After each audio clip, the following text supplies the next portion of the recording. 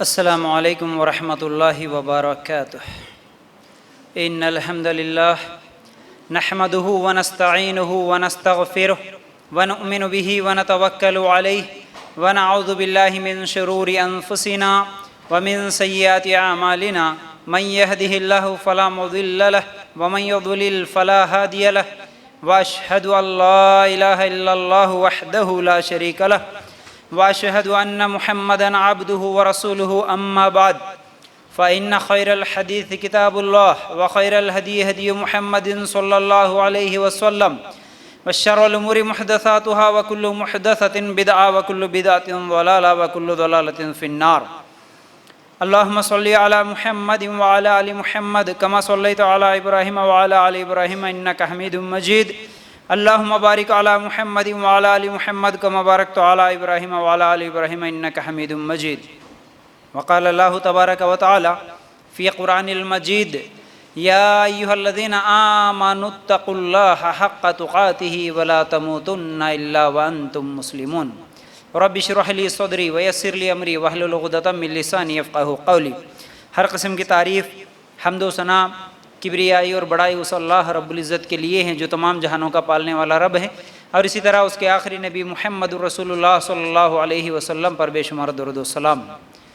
حمد و ثنا کے بعد میرے بھائیوں اور میری ماں بہنوں، آج میں آپ لوگوں کے سامنے جس عنوان کے تحت قرآن و سنت کی روشنی میں کچھ باتیں کہنے والا ہوں وہ ہے عشق اور محبت کا فتنہ اور مسلمان معاشرہ۔ حالانکہ میں جس عنوان کے تحت ہر اتوار کو آپ لوگوں کے سامنے کچھ باتیں رکھ رہا تھا، اصل میں ہماری صحابہ کے تعلق سے سیریز چل رہی تھی۔ جیسے ہم پچھلے کئی ہفتوں سے ابوبکر صدیق، عمر، عثمان، علی رضی اللہ عنہ، ان صحابہ کی سیرتوں کو ہم نے سنا جو کہ خلفائے راشدین میں سے ہیں۔ اس کے بعد بھی پورے عشرہ مبشرہ یعنی 10 صحابہ کی سیرت مجھے سنانا ہے، میں نے آپ لوگوں کے سامنے رکھا تھا۔ لیکن آج یہ عنوان لانے کی ایک وجہ ہے، وہ ہے جو آج کل سوشل میڈیا پر یا نیوز میں ہم جو کچھ بھی دیکھ رہے ہیں حالات، ان حالات کو دیکھ کر میں نے سوچا کہ یہ عنوان ضروری ہے ابھی کرنا، کیونکہ ہر جمعرات جو عنوان چل رہا ہے وہ تو شادی کے متعلق چل رہا ہے، اور اس شادی کے عنوان میں بھی بڑی اہم باتیں ہیں، تو اسے ویسے ہی کنٹینیو کرنا ہے۔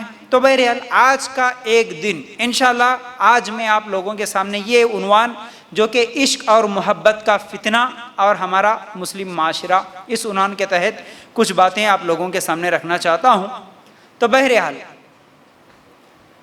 ہم لوگ اگر سب سے پہلے اس عنوان کو قرآن کی اس آیت سے اگر شروع کریں جس آیت میں یوسف علیہ السلام کے بارے میں اللہ تعالیٰ نے پورا سورہ ہی نازل کر دیا، پوری سورت سورہ یوسف اگر آپ پڑھیں گے تو صرف اور صرف یوسف علیہ السلام کی پوری زندگی، مطلب یوسف علیہ السلام کے پورے واقعات اس سورت کے اندر اللہ تعالیٰ نے بیان کر دیے ہیں۔ تو اسی صورت میں اللہ تعالیٰ سورہ یوسف کی آیت نمبر 33 میں اللہ تعالیٰ فرماتے ہیں، قال، کون؟ یوسف علیہ السلام نے کہا، قال رب السجن احب الی مما یدعوننی الیہ والا تصرف عنی کیدہن اصب الیہن واکن من الجاہلین۔ یہاں پر اللہ تعالیٰ یوسف علیہ السلام کی ایک دعا اللہ تعالیٰ یہاں نقل کرتے ہیں۔ یوسف علیہ السلام نے اللہ تعالیٰ سے دعا کی۔ کیا دعا؟ یوسف علیہ السلام نے دعا کی کہ اے میرے پروردگار، جس بات کی طرف یہ عورتیں مجھے بلا رہی ہیں اس سے تو مجھے جیل خانہ بہت پسند ہے، اگر تو نے ان کا فن و فریب مجھ سے دور نہ کیا تو میں ان کی طرف مائل ہو جاؤں گا اور بالکل نادانوں میں یعنی جاہلوں میں ہو جاؤں گا۔ اس کے بعد اللہ تعالیٰ اگلی آیت میں فرماتے ہیں سورہ یوسف کی آیت نمبر 34 میں، فَاسْتَجَابَ لَهُ رَبُّهُ فَصَرَفَ عَنْهُ كَيْدَهُنَّ إِنَّهُ هُوَ السَّمِيعُ الْعَلِيمُ۔ اس کے رب نے اس کی دعا قبول کر لی اور ان عورتوں کے داؤ و فریب سے انہیں پھیر دیا، اسے بچا لیا۔ دیکھیے، سب سے پہلے میں اس آیت کے تعلق سے آپ لوگوں کے سامنے یہ بات سمجھانا چاہتا ہوں، وہ یہ ہے کہ میری ماں بہنوں اور میرے بھائیوں، قرآن غور سے سننا، قرآن صرف ثواب کی نیت سے ہی ہمیں پڑھنا نہیں ہے۔ قرآن جو ہمارے گھروں میں موجود ہے، قرآن جو عورت کو جہیز میں دیا جاتا ہے، اور ہمارے گھروں میں عام طور پر صرف رمضان میں ہی قرآن کی تلاوت ہوتی ہے، ثواب ملتا سمجھ کے جلدی جلدی پڑھ کے قرآن کو ختم کر دے کے ہم لوگ خوش ہو جاتے ہیں۔ قرآن اسی لیے نہیں آیا۔ قرآن کو اللہ تعالیٰ اس دنیا میں جو نازل کر دیا، اس کا ایک مقصد یہ ہے کہ ہم قرآن کو سمجھنے والے بنے، قرآن کو سمجھ کے پڑھے، قرآن کا ترجمہ پڑھے، قرآن میں ہم لوگوں کے لیے کیا نصیحتیں ہیں وہ معلوم ہو۔ قرآن ہمارے لیے جنت کا راستہ دکھانے والی کتاب ہے، قرآن ہدایت ہے۔ قرآن کو سمجھیں گے تو حق اور باطل میں ہم لوگوں کو فرق معلوم ہوگا، قرآن سمجھیں گے تو ہم جہنم سے بچیں گے، قرآن سمجھیں گے تو جنت میں جائیں گے۔ ہم قرآن کو چھوڑ کر اگر صرف دوسری کتابیں یا دوسرے لوگوں کی سنی سنائی باتوں پر عمل کرتے جائیں گے تو پھر ہمارے لیے گمراہی ہے۔ آج جتنے بھی مسلمانوں کے اندر فرقے ہیں، جماعتیں ہیں، گمراہیاں ہیں، الگ الگ طریقے ہیں، اس کی ایک اہم بڑی وجہ یہ ہے کہ ہم لوگوں نے قرآن کو چھوڑ دیا، قرآن کو سمجھنا چھوڑ دیا، قرآن کو ترجمے کے ساتھ نہیں پڑھتے، قرآن میں اللہ کا میسج کیا ہے ہم کو نہیں معلوم۔ اس وجہ سے ہم مسلمانوں کے اندر اختلافات ہیں۔ دیکھیے، قرآن میں اللہ تعالیٰ یوسف علیہ السلام کا واقعہ نقل کیا، کس لیے؟ ہم کئی مرتبہ پڑھ چکے قرآن میں، سورہ یوسف کئی مرتبہ پڑھ چکے ہوں گے، لیکن اس میں کیا ہے ہم کو معلوم ہی نہیں ہے۔ اس میں اللہ تعالیٰ یہ جو نصیحتیں رکھا، یہ واقعہ جو بیان کیا، کس لیے بیان کیا؟ یہ ہمارے لیے نصیحت ہے۔ تمہاری زندگیوں میں بھی کبھی ایسے لمحے آئیں گے، تمہاری زندگی میں بھی کبھی ایسا موقع آئے گا، تو یہ قرآن میں جس طرح اللہ تعالیٰ نے حکم دیا، جس طرح راستہ بتایا، جس طرح نبیوں نے گناہوں سے بچا، جس طرح اللہ تعالیٰ سے دعا کی، اس طرح تم بھی دعا کرو، تم بھی ان برائیوں سے بچو۔ اے مسلمانوں، یہ اللہ تعالیٰ ہم لوگوں کو قرآن میں ان واقعات کے ذریعے سے سمجھانا چاہتا ہے، لیکن ہم قرآن سمجھنے کے لیے تیار نہیں ہیں۔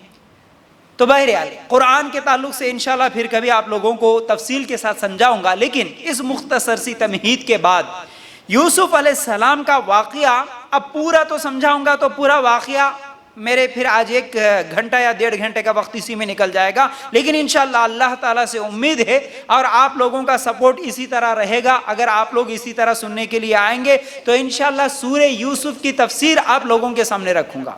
یوسف علیہ السلام کا پورا واقعہ اور یوسف علیہ السلام کی زندگی سے ملنے والی نصیحتیں ایک ایک کر کے آپ لوگوں کے سامنے سمجھاؤں گا، ایک ایک سورہ سمجھاؤں گا، قرآن کو کیسے سمجھنا، قرآن کا ایک ایک سورہ ہمارے لیے کیا نصیحتیں دیتا ہے، کیا سبق دیتا ہے، یہ سب انشاءاللہ میں سمجھانے کی کوشش کروں گا۔ تو بہرحال اس آیت میں جیسا کہ آپ لوگ سنے ہوں گے کئی مرتبہ، یوسف علیہ السلام جو کہ مصر میں تھے، وہاں مصر کا جو بادشاہ تھا، اس بادشاہ کی بیوی نے یوسف علیہ السلام جو کہ اس زمانے میں سب سے زیادہ خوبصورت تھے، اور اس بادشاہ کی بیوی بھی سب سے زیادہ اس زمانے میں خوبصورت عورت تھی، اس نے یوسف علیہ السلام پر بری نظر ڈالی۔ اور مختصر واقعہ یہ ہے کہ اس نے ایک مرتبہ برائی کا ارادہ کیا، دروازہ بند کیا، دیکھنے والا کوئی نہیں تھا، اور یوسف علیہ السلام کو اپنی طرف بلایا۔ اس وقت یوسف علیہ السلام اپنے آپ کو بچاتے ہوئے وہاں سے نکلے، دوڑ پڑے، لیکن اس نے پیچھے سے ہاتھ سے پکڑا تو یوسف علیہ السلام کی قمیص پیچھے سے پھٹی ہوئی بھی تھی۔ اتنے میں دروازہ کھلا، بادشاہ دیکھا، لوگوں کو معلوم ہے یہ پورا واقعہ ہے۔ اب اس وقت اللہ تعالیٰ سے یوسف علیہ السلام ایک دعا کر رہے، کیا؟ جب یہ پورا ماجرا ہوا تو وہاں پر کیا فیصلے کے لیے لوگوں کو بلایا گیا۔ اب وہاں پر فیصلہ یہ ہوا کہ یوسف علیہ السلام، اگر تم غلطی کرے تو تمہارے لیے سزا یہ ہے کہ تم جیل میں رہنا، تمہارے لیے جیل کی سزا ہے۔ اس وقت یوسف علیہ السلام دعا کرتے ہیں کہ اے اللہ، جس بات کی طرف یہ عورتیں مجھے بلا رہی ہے، اس سے تو مجھے جیل کی زندگی پسند ہے۔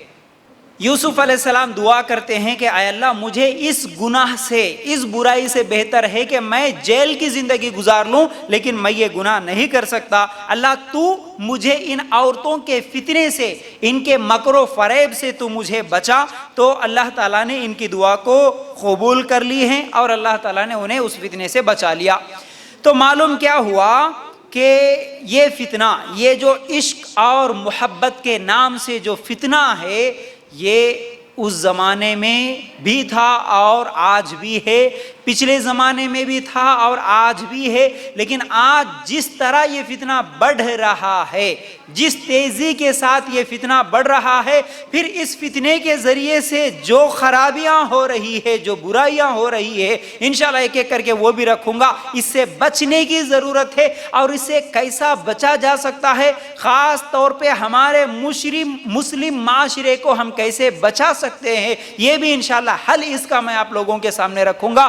ورنہ ہمارے نوجوان چاہے مرد ہو یا عورتیں ہو، ہمارے یہ نوجوان نسل اس فتنے میں بڑی تیزی کے ساتھ اس فتنے میں پڑتی جا رہی ہے اور بہت زیادہ نقصان، بہت زیادہ برائیاں، بہت ساری گندگیاں ہمارے معاشرے میں اس کی وجہ سے پھیل رہی ہے۔ تو یاد رکھنا، اللہ کے رسول صلی اللہ علیہ وسلم نے بھی فرمایا، کیا مجھے تمہارے بارے میں تمہارے پیٹوں کو اور تمہارے شرمگاہوں کو گمراہ کرنے والی خواہشات کے بارے میں بہت زیادہ ڈر ہے۔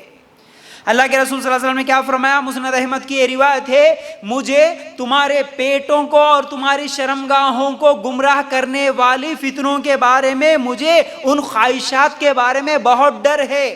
یعنی کچھ خواہشات ایسے ہوں گے کہ تم گمراہ ہو جاؤ گے، پیٹ کی خواہش، شرمگاہ کی خواہش، اس کی وجہ سے تم گمراہ ہو سکتے، جہنم میں جا سکتے، اس کا ڈر ہے، بولے اللہ کے رسول صلی اللہ علیہ وسلم۔ پیٹ، حلال حرام کی تمیز نہیں، جو مزہ دکھا اسے کھا لینا، اور شرمگاہوں کی فتنے یعنی زناکاری، یہ عشق، محبت، یہ تمام فتنے، اللہ کے لیے غور کرنا۔ آج اور کچھ باتیں کھل کر بولوں گا، بولنے کی مجھے اجازت بھی دے، ورنہ کل کے دن یہ افسوس کرتے ہوئے نہ بیٹھے کہ اللہ اس کے بارے میں اور اچھا معلوم ہوتا تو اچھا تھا۔ مجھے آج کچھ باتیں کھل کر بولنا ہے، اللہ کے لیے غور کرنا، گھما پھرا کے، وہ چھپا کے، ایسا ہوا ویسا ہوا بولنے کی ضرورت نہیں ہے۔ جو آج ہو رہا ہے وہ حقیقت آج آپ لوگوں کے سامنے رکھنے کی ضرورت ہے۔ یاد رکھو، اللہ کے رسول صلی اللہ علیہ وسلم نے فرمایا، قیامت سے پہلے بہت زیادہ فتنے ہوں گے، آدمی صبح کو مومن ہوگا تو شام کو کافر ہوگا، شام کو مومن ہوگا تو صبح کو کافر ہو جائے گا۔ ایسے فتنے بھی ہوں گے، ایمان صرف دولت دنیا کے لیے، کچھ خواہشات کے لیے اپنے ایمان کو بیچ دے گا، یہ ترمذی کی روایت ہے۔ یہ حالات ہم دیکھ رہے ہیں، کس کی لڑکی کب رات کو مسلمان ہو کے گھر میں سوئے گی اور صبح تک وہ کافر بن کے کسی ہندو کے ساتھ، کسی کافر کے ساتھ بھاگ جائے گی، کسی کو گارنٹی نہیں ہے۔ آج ایسے حالات ہے، اللہ کے لیے غور کرنا۔ تو بہرحال ان دونوں حدیثوں کو سننے کے بعد یہ عشق، یہ محبت کے نام سے آج جو کچھ بھی ہو رہا ہے کیا ہے؟ ابن قیم رحمت اللہ علیہ فرماتے ہیں کہ معشوقہ کو خوبصورت سمجھنا اور اسے پانے کی جو کوشش کرنا ہے، اسے عشق کہتے ہیں۔ دن بدن یہ فتنہ بڑھتے جا رہا ہے، نہ عمر دیکھی جاتی ہے، نہ رشتہ دیکھا جاتا ہے، نہ مذہب دیکھا جاتا ہے۔ جس کو بھی یہ بیماری لگ جاتی ہے وہ ہر چیز کرنے کے لیے تیار ہو رہا ہے، اس کے لیے آج کچھ بھی کرنے تیار ہے، ماں باپ کو چھوڑنے تیار ہے، پورے رشتہ دار خاندان گھر کو چھوڑنے کے لیے تیار ہے، بلکہ جو بیچ میں آیا اسے قتل کرنے کے لیے بھی تیار ہے۔ واقعات بھی سناؤں گا، جو سچے واقعات ہمارے اپنے قریبی علاقے میں جو واقعات ہوئے وہ بھی سناؤں گا، سننا غور سے۔ اور میری نیت ہمیشہ یہ ہوتی ہے، میں ہمیشہ یہ کہتا ہوں، سامنے سننے والے لوگوں میں سے یا پھر اس ویڈیو کے ذریعے سے جتنے لوگوں تک یہ میرا پیغام پہنچتا ہے، کاش کہ میرے مسلمان بھائی، کاش کہ میرے مسلمان بھائی بہنیں جو یہ سننے کے بعد کم از کم ایک دو بھی توبہ کر لے، سچی معافی مانگ لے، اگر سیدھے راستے پہ آ جائے، الحمدللہ وہ ہمارے لیے کیا ہے، جنت میں جانے کا ذریعہ بن سکتا ہے۔ اس نیت سے ہمیں یہ باتیں بولنا پڑتا ہے۔ پچھلے ہفتے بھی میں نے بولا تھا آپ لوگوں کے سامنے، جیسے ہمارا نکاح کا سیریز چل رہا ہے، الحمدللہ جیسے ہی فرسٹ پارٹ سیکنڈ پارٹ ہوا ہی نہیں، الحمدللہ ایک نوجوان کا میرے پاس کال آیا تھا، ماشاءاللہ بڑی خوشی ہوئی، اس نے تو مطلب ارادہ پکا کیا کہ بغیر جہیز کے، بغیر لڑکی کے، 1 روپے کے خرچ کے، لڑکی کے گھر میں دعوت کے بغیر انشاءاللہ میں سب کو منوا کے نکاح کروں گا فیاض بھائی، میں نے ارادہ کر لیا ہے الحمدللہ۔ اس طرح بہت دور سے بامبے سے کال آیا تھا۔ تو یاد رکھو میری ماں بہنوں اور میرے بھائیوں، اس طرح کم از کم کچھ مسلمان تو سدھریں، یہی ہماری نیت ہوتی ہے، اور اللہ ہماری محنتوں کو قبول کر لے، اللہ ہمیں ریاکاری سے بچا لے، آمین یا رب العالمین۔ تو بہرحال آج اکثریت اکثریت لوگوں کی ایسی ہے، شادی سے پہلے ہی کسی نہ کسی سے افیئر اور کیا ہے عشق اور محبت کی کہانیاں کر بیٹھے ہوئے لوگوں کی اکثریت آج مل رہی ہے دیکھنے کو۔ اللہ کے لیے غور کرنا، یہ سب فلموں کی دین ہے۔ سب سے پہلے شروع ہوتی ہے کہانی فلموں سے ہی۔ ہر فلم کا کسی نہ کسی حصے میں یہی ہوتا ہے کہ اس کو ایک ہیرو یا ایک ہیروئن ہوتی ہے، کیونکہ آپ سب لوگ دیکھے ہوئے ہیں، سب کو معلوم ہے، الگ سے بتانے کی ضرورت نہیں، وہیں سے سیکھتے ہیں یہ عشق کرنا کیا ہوتا ہے، محبت کرنا کیا ہوتا ہے، اس کو پانے کے لیے کیا کوشش کرنا، بیچ میں کوئی آڑ آئے، رکاوٹ بنے تو ان کے ساتھ کیسے جھگڑا کرنا، کیسے لڑائی کرنا، کیسے مارنا لوگوں کو، کیسے قتل کرنا، کیسے بھاگ جانا، یہ سب چیزیں یاد رکھو۔ میں جو ٹی ویوں کا عنوان کبھی بولتا ہوں تو الحمدللہ میرا یوٹیوب پر بھی یہ عنوان ہے، لیکن اگر آپ نہیں دیکھے تو دیکھ لینا۔ یاد رکھو یہ ٹی ویوں کے تعلق سے میں جب بھی بولتا ہوں اس میں یہ بات ضرور بولتا ہوں کہ آج ایک مسلمان عورت، ایک مسلمان لڑکی جو کہ شرم و حیا میں لپٹی ہوئی لڑکیاں، جن کو پردے کی پابندی بچپن سے سکھائی گئی تھی، جن کو غیر مردوں کے ساتھ میل جول ملاقات سے روکا گیا تھا، مسلمان لڑکی ایک عزت و وقار کے ساتھ چلنے والی، شرم و حیا والی ایسی لڑکی آج کسی کے ساتھ دیکھنے، کسی کے ساتھ اشارے کرنے، کسی کو میسیجز کرنے، کسی کو ہاتھ ملانے، کسی سے چھپ کے پارکوں میں ملنے، کسی کے ساتھ گھر چھوڑ کے بھاگنے کے لیے جو تیار ہو رہی ہے، زنا کرنے کے لیے تیار ہو رہی ہے، اس کو یہ سب چیزیں کس نے سکھایا؟ کیا ماں نے سکھایا بٹھا کے بیٹا ایسا ایسا کیا جاتا؟ کیا باپ نے سکھایا؟ میں بولتا ہوں باپ نے سکھایا، بالکل میں کہتا ہوں ہمیشہ کہ باپ نے ہی سکھایا۔ کیا اسے بولنے کی ضرورت نہیں پڑی؟ ایک ٹی وی کے لا کے رکھ دیا، اس کے اوپر ڈش لگا دیا تو بس کافی ہے، بیٹا دیکھ اس میں آتا ہے ہر طریقہ، کس کو کیسے دیکھا جاتا ہے، کیسا گھورا جاتا ہے، کیسے اشارے کیے جاتے ہیں، کیسے گھر سے بھاگا جاتا ہے، سب کچھ سیکھی یہاں سے، سیکھا یہاں سے لڑکا۔ پھر ایک ٹرائل ماریں گے بول کے کسی کے ساتھ کوشش کر لیتا، اس کے بعد باپ سر پکڑ کے بیٹھ جاتا ہے۔ اور ہر مسلمان، ہر ماں باپ کی یہی خواہش ہے کہ نہیں ہمارے بچے ایسے نہیں ہیں، ہمارے بچے ایسا نہیں کر سکتے، ہمارے بچوں پہ ہمیں پورا بھروسہ ہے۔ جتنے لوگ آج تک بھاگے نا ان کے ماں باپ بھی یہی سمجھتے تھے کہ ہمارے بچے ایسا نہیں کر سکتے۔ آپ سوچ بھی نہیں سکتے یہ فتنہ کیسے بڑھتا ہے، اللہ کے لیے غور کرنا۔ تو بہرحال یہ سب فلموں کی دین ہے۔ پہلے کسی سے بات کرنے کے لیے ڈر لگتا تھا۔ کبھی ہم لوگ بھی جب بچپن میں اسکول میں پڑھتے تھے نا، ہمارا 10th بھی مکمل ہوا تب تک بھی، اور ہم کالج کو گئے جب بھی، حالانکہ کوئی ایجوکیشن تھا اس وقت بھی، کسی لڑکی کے ساتھ کوئی لڑکا بات نہیں کرتا تھا۔ پورے اسکول میں کوئی لڑکا کسی لڑکی سے الگ سے بات نہیں، مجمع میں بھی نہیں بات کرتا تھا۔ بات کرنے کے لیے ڈر لگتا تھا، بات کرنے کے لیے شرم محسوس ہوتی تھی۔ لیکن آج کسی کو کوئی ڈر نہیں رہا۔ اللہ کے لیے غور کرنا، یہ جو دوری تھی، پہلے کسی سے بات کرنے میں بھی ڈر، اشارہ کرنے میں بھی ڈر، کوئی کچھ بات بولنے میں بھی ڈر، یہ سب جو دوریاں تھی، یہ دوریاں سب کچھ آج ختم ہو گئی۔ بلکہ ان دوریوں کو جو قریب کرنے والی چیز، ان راستوں کو، یہ جو گندی راہیں ہیں ان کو کھولنے والی چیز آج سوشل میڈیا بن گئی۔ Social media, WhatsApp, Facebook, YouTube, اس کے علاوہ انسٹاگرام، ٹویٹر، یہ سب چیزیں کیا ہے؟ یہ سب کیا ہے؟ آج ایک دوسرے کو ان برائیوں کی طرف اور گندگیوں کی طرف قریب کرنے کا ذریعہ بن گئی ہے۔ اللہ کے لیے غور کرنا، یہ سوشل میڈیا کی وجہ سے بد اخلاقی کا ایک سیلاب آ چکا ہے۔ یہ سوشل میڈیا کی وجہ سے دنیا شہوتوں کا بازار بنی ہوئی ہے۔ یہ سوشل میڈیا پر چیٹنگ، راتوں تک جاگنا، ماں باپ سے چھپ کے میسیجز کرنا، فیس بک پہ فرینڈشپ بنانا، ٹک ٹاک کے ویڈیوز بنانا، یہ ہر گھر کی کہانی بن چکی ہے آج۔ یہ ہر گھر کی کہانی بن چکی ہے۔ وقت سے پہلے آج بالغ ہو رہے ہیں، وقت سے پہلے ہی ہر برائی کو معلوم کر رہے ہیں، شہوتوں کو ذہن میں بٹھا رہے ہیں، اور آج کالج، اسکول، یونیورسٹیز، یہ سب عشق کے اڈے بن چکے ہیں۔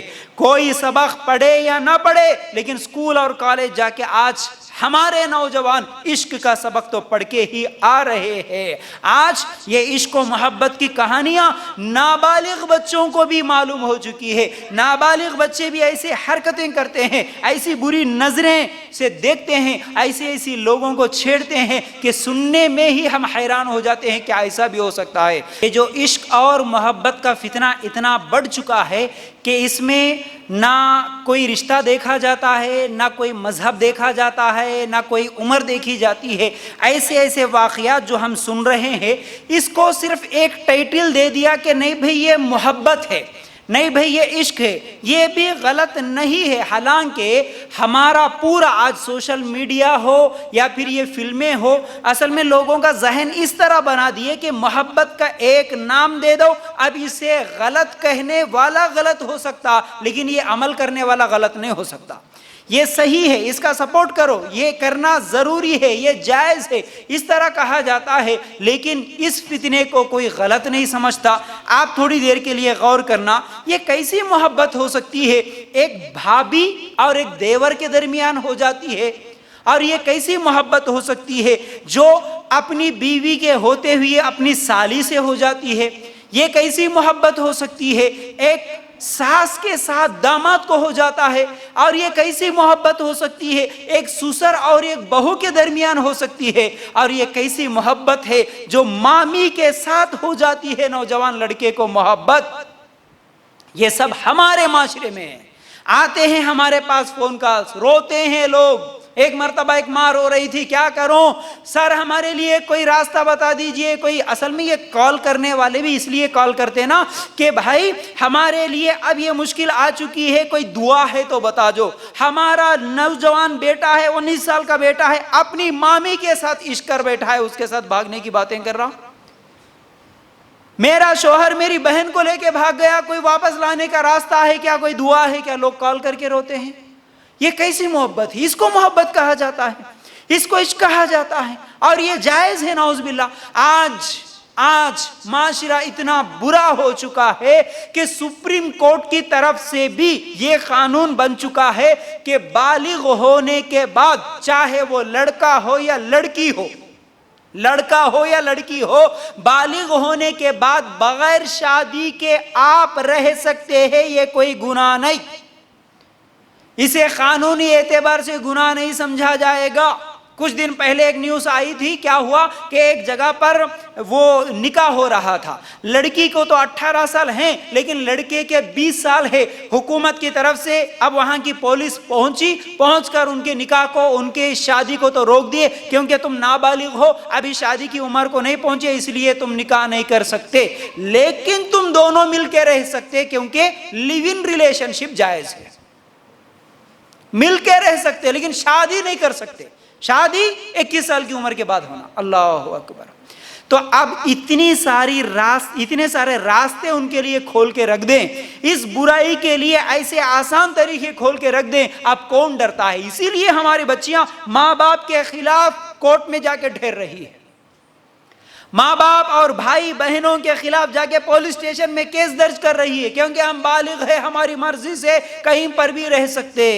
2 دن پہلے آپ نیوز دیکھے ہوں گے واٹس ایپ پہ، میرے پاس ابھی بھی موجود ہے۔ کیا ہوا؟ ایک ہوٹل میں، ایک لاڈج میں، اب وہاں پر جا کے کچھ لوگ دروازہ کھولتے ہیں تو ایک مسلمان نوجوان لڑکی ہے، اور کس کے ساتھ؟ ایک غیر مسلم، اس کی شکل دیکھے تو فل کیا ہے، نشے میں ہے، پورا شراب پیا ہوا، اتنی زیادہ 40-50 سال کی عمر کا وہ ہے، اس کے ساتھ ایک مسلمان نوجوان لڑکی ہے۔ جب اس سے پوچھا جاتا کہ یہ کون ہے؟ تیرا رشتہ دار ہے؟ تیرا کون ہے؟ تو اس کے ساتھ کیسے رہ سکتی ہے؟ نہیں، میرا کوئی بھی نہیں ہے، یہ میرے ماں باپ نہیں ہے، کوئی بھی نہیں ہے، میرے ساتھ میں اس کے ساتھ رہ رہی ہوں، بس میں گزار رہی ہوں۔ آپ کون ہوتے پوچھنے والے؟ آپ کون ہوتے روکنے والے؟ یہ فتنہ اتنی تیزی کے ساتھ بڑھ رہا ہے۔ آپ 2 دن پہلے، شاید کل کا ہی واقعہ نا، آپ دیکھے ہوں گے نا، حیدرآباد کا واقعہ، بنگلور سے ایک آدمی نکاح کرنے کے لیے آتا ہے نسرین نامی لڑکی سے، اس لڑکی کے ساتھ نکاح بھی ہو گیا ہے، اس دولہے کا نام الیاس تھا۔ نسرین مسلمان لڑکی، نکاح ہو گیا، نکاح ہونے کے بعد لوگ کھانے وغیرہ کے انتظام میں ہے، نکاح ہونے کے صرف 1 گھنٹے کے بعد نکاح ہوتے ہی، نکاح کے وقت ہی وہ عورت 50,000 روپے جو اس کے لیے مہر طے ہوا تھا، مہر کا ڈیمانڈ کرتی ہے، 50,000 روپے نقد لے لیتی ہے۔ سسرال والوں کی طرف سے 3 تولے سونا جو لے کے آتے ہیں سسرال والے، وہ بھی اپنے جسم پہ اپنے زیورات پہن لیتی ہے۔ اس کے بعد مجھے بیوٹی پارلر جانا ہے بولتی ہے، حالانکہ سسرال والے منع کر رہے، نہیں نہیں میں ایڈوانس دے چکی ہوں بیوٹی پارلر میں، تھوڑی دیر میں آ جاؤں گی یہ بولتی ہے، اور وہاں سے فرار ہوتی ہے۔ اور اس کے ساتھ گئے سے لوگ واپس آتے ہیں، کہتے ہیں کہ وہ اس کے عاشق کے ساتھ بھاگ چکی ہے۔ یہ حرکتیں مسلمانوں کی، یہی چند واقعات تھے جو مجھے آج اس عنوان کو بولنے پر مجبور کر دیے، بولنا ضروری میں نے سمجھا۔ ایسے ایسے واقعات، ایسا دھوکہ مسلمانوں کے ساتھ، نکاح ہونے کے 1 گھنٹے کے بعد بھاگ جائے گی۔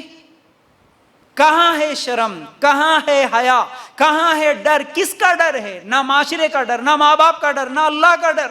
ایسی ایسی حرکتیں، اللہ کے لیے غور کرنا۔ آج ایک اور عورت، 2-3 دن پہلے کا ہی یہ واقعہ، حیدرآباد کا ہی یہ واقعہ، اور حیدرآباد کے ہی اکثر ایسے واقعات آتے ہیں جو کہ سب سے افسوسناک اور بری بری چیزیں وہاں سے سننے کو ملتی ہے۔ اللہ کے لیے غور کرنا۔